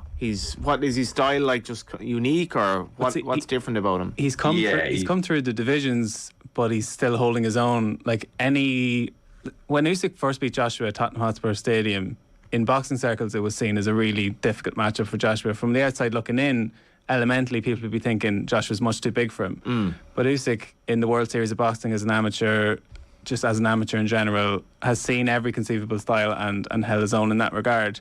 So that was never going to be an issue, because he's so multifaceted and so skilled. So that's what makes the Fury fight so interesting, because Fury's got skills to pay the bills as well. But he does have size and the means by which to make use of it. So that's what makes that such a fascinating matchup, I think. Is it going to happen, Emmet? I think it will happen. Yeah, I think it's the only really fight. It was said after the fight, that's the only fight that he wants. And I don't think he was lying. I think he could retire if that fight doesn't happen, because him and Lomachenko are very similar. They trained through the system with Ukraine, and they both have quite similarities in their professional career, whereas I don't think they actually care who they fight. They both just want all of the belts. And the only belt that Usyk doesn't have is the one that Fury has. So I don't think he necessarily cares about the name. He just wants all the belts. Explain to me how Frank Warren, his promoter, says this fight is going to happen despite the fact that his own boxer has actually retired. it's Tyson Fury. I would highly doubt that Tyson Fury is retired. You see videos of him training every day on social media. Like, social media to Tyson Fury is very, very. It's just a game to him. He's just playing a game. I would say within the next 6 months, you're going to see Tyson Fury in the ring. And remember the clip in Naked Gun when Frank Drebin is like, all I know is never bet on the white guy in boxing. This would be, how big would this fight be between these two white heavyweights? He's I'd say Fury's probably retired and unretired 3 times since we came on air. It would be closely matched though. If you're into your boxing, this would be massive. Yeah, like I was saying to the lads on the morning show before, that how marketable it is to the non-boxing fans, I'm going to be curious to see, because it's not a blockbuster all-action affair. It could very easily be a really high-level technical bout. But you have Fury against a guy who's fought on the front line. He's actually from Crimea. He's fought on the front line in the war. Surely there'll be a bit of a narrative behind it. And who's obviously, come through a boxing fight that got a lot of publicity on Saturday. Oh, there'll be a huge narrative around it. Fury, hugely colourful character, obviously, and equally Usyk, quite apart from his decorated background, brings a lot of pomp and circumstance to these events as well.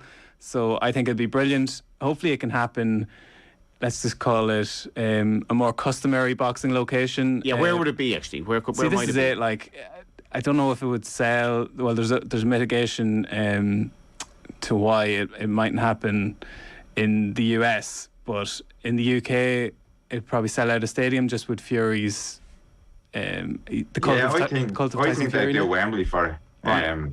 I think they'd probably go next April or May and do Wembley. And in fairness, it's not Fury against Joshua, but Fury is still a huge name. I think they sold out Wembley there for Fury against White. I don't see any reason if he did come back, White wouldn't sell it out again. And like, Fury does have the bargaining power here for all that Usyk has the belts. I think Fury's the crossover name. To what extent Usyk has leverage, we'll just have to see, because if all things are equal, they'd probably want to have it on neutral territory, and unfortunately where the money is Saudi Arabia, so I wouldn't be ruling that out as a potential one, especially if they wanted to get it in before the end of this year. And if it were to happen, who would win, Emmet? I'm not going to sit on the fence. Like, I rather Usyk, and I think he's great, but I don't know if you see Joshua is more of a sitting target, whereas he's not as elusive as Tyson Fury. So I don't know if Usyk will have the same success against the lad at 6'9" that can move like Tyson. So I would want Usyk to win, but I think Fury might just pip him. Just before we get to your own future plans, the IABA's former High Performance Director Bernard Dunn is on the way to India. Irish Times not mincing its words here with the headline in the article, which was written by Johnny Warson: "Disgraceful loss of boxing intellectual talent continues as Bernard Dunn looks set to join India." It's obviously been a great week for Irish athletics, but what's the significance of this move, and how could you explain it, Emmet? He's left Irish boxing, so I don't think it has anything significant in Irish boxing, but he will be he'll play a huge positive influence on India going forward to Paris 24, because he's very good at structuring the system, and he's very good at getting the best out of the coaching staff and the athletes. So it definitely is a loss to Irish boxing that he's gone, but he's already left, and India are getting what will be an excellent director for the next 2 years at least. Is this a disgraceful loss of Irish talent in boxing? It's just a further indictment. Like, it's you can bookend it with Billy Walsh's departure possibly over a decade ago, but 2012, Rio 2016 rather. But I think the issues predate that, and it's just kind of coming to a head and continues to do so. There have been votes in the last couple of months seeking reform, which haven't come to pass. Kieran Kerwin and Fergal Carruth have also stepped down. So a little bit of a mire. As Emmet says, like, Bernard Dunn and IABA had already parted ways. So it's just the notion that the brain drain, that India have identified someone like Bernard Dunn to come and head up their programme, much like Billy Walsh went to another behemoth of the sporting world like the USA and heads up their department. So What were your impressions of Bernard working under him, Emmet, as a director? Like, what is he bringing to the Indian camp? As I said, it was the structure and it was the culture that he brought in. So no matter how good you were, there was no one bigger than the team. And although it's an individual sport, one bad egg can ruin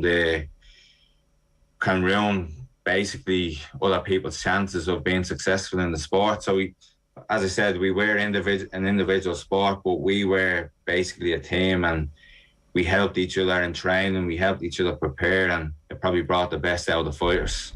So I think he has the ability to bring an individual sport together. What would be the attraction of going over there? Being frankly honest, I'd say money. Yeah, fair enough. Yeah, I would say there's a lot of money on the table. Also, he's after doing an Olympic cycle, and I'd imagine he liked the structure of going after and building a successful team. So he hasn't had a chance to do that with India, who have a great structure in boxing as it is. They're very successful over the last 10, 20 years. Yeah, and like, is Irish boxing that bad a state? Oh, well, you look at the success last summer at the Olympics, Emmet included. Like, we had a really strong team going over there, and like, people would argue that maybe Irish boxing is succeeding in spite of itself, that we just produce so many talented boxers that we're always going to ascend, but that can't regenerate forever. There's great people working in Irish boxing at grassroots levels around the country, but without some sort of structure and like for that to be formalised and the right people to be rewarded, like we've seen it in other sports which formerly hugely strong in Ireland that have fallen by the wayside. So we can't just bank on boxing being the cash cow, Olympics in, Olympics out, especially. Well, the broader issue is boxing's future as an Olympic sport, generally speaking, because the mismanagement at international level speaks for itself. So tricky time, and I think this is eye-catching just because of what's gone before, that it's not the first time there's been an exodus of this nature. What are your own plans for the future at the moment, Emmet? I'm still recovering from, I got shoulder surgery in January, so I'm still recovering. It's gone on a lot longer than expected. I was probably set to move to New York and box professional over there. That's off the table at the moment, but I'm doing rehab every day. I'm seeing physios 2 or 3 times per week, and it is getting better. I've set sights on touring professional in early 2023. That's my plan. How tough is that, just when you're ready to do something and you're just held back by something as frustrating as that? It's been such a strange year, because I obviously went from having the best year of my life to possibly the worst year of my life.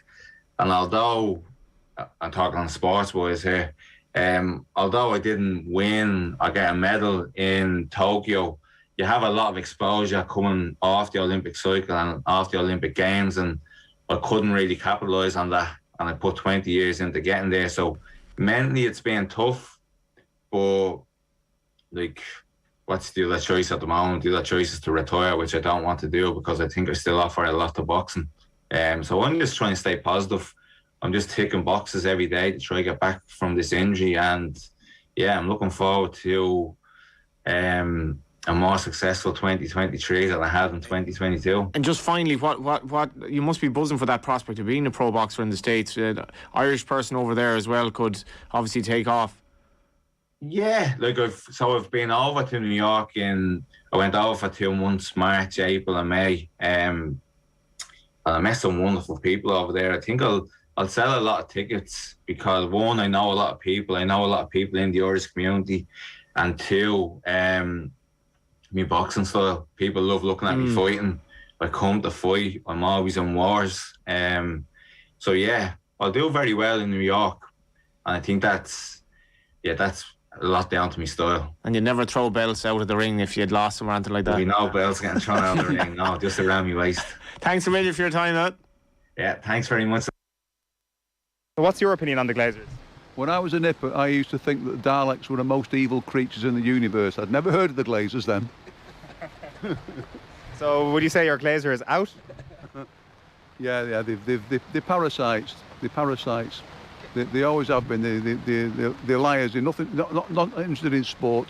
They're only interested in the money. The sooner we see the back of them, the better.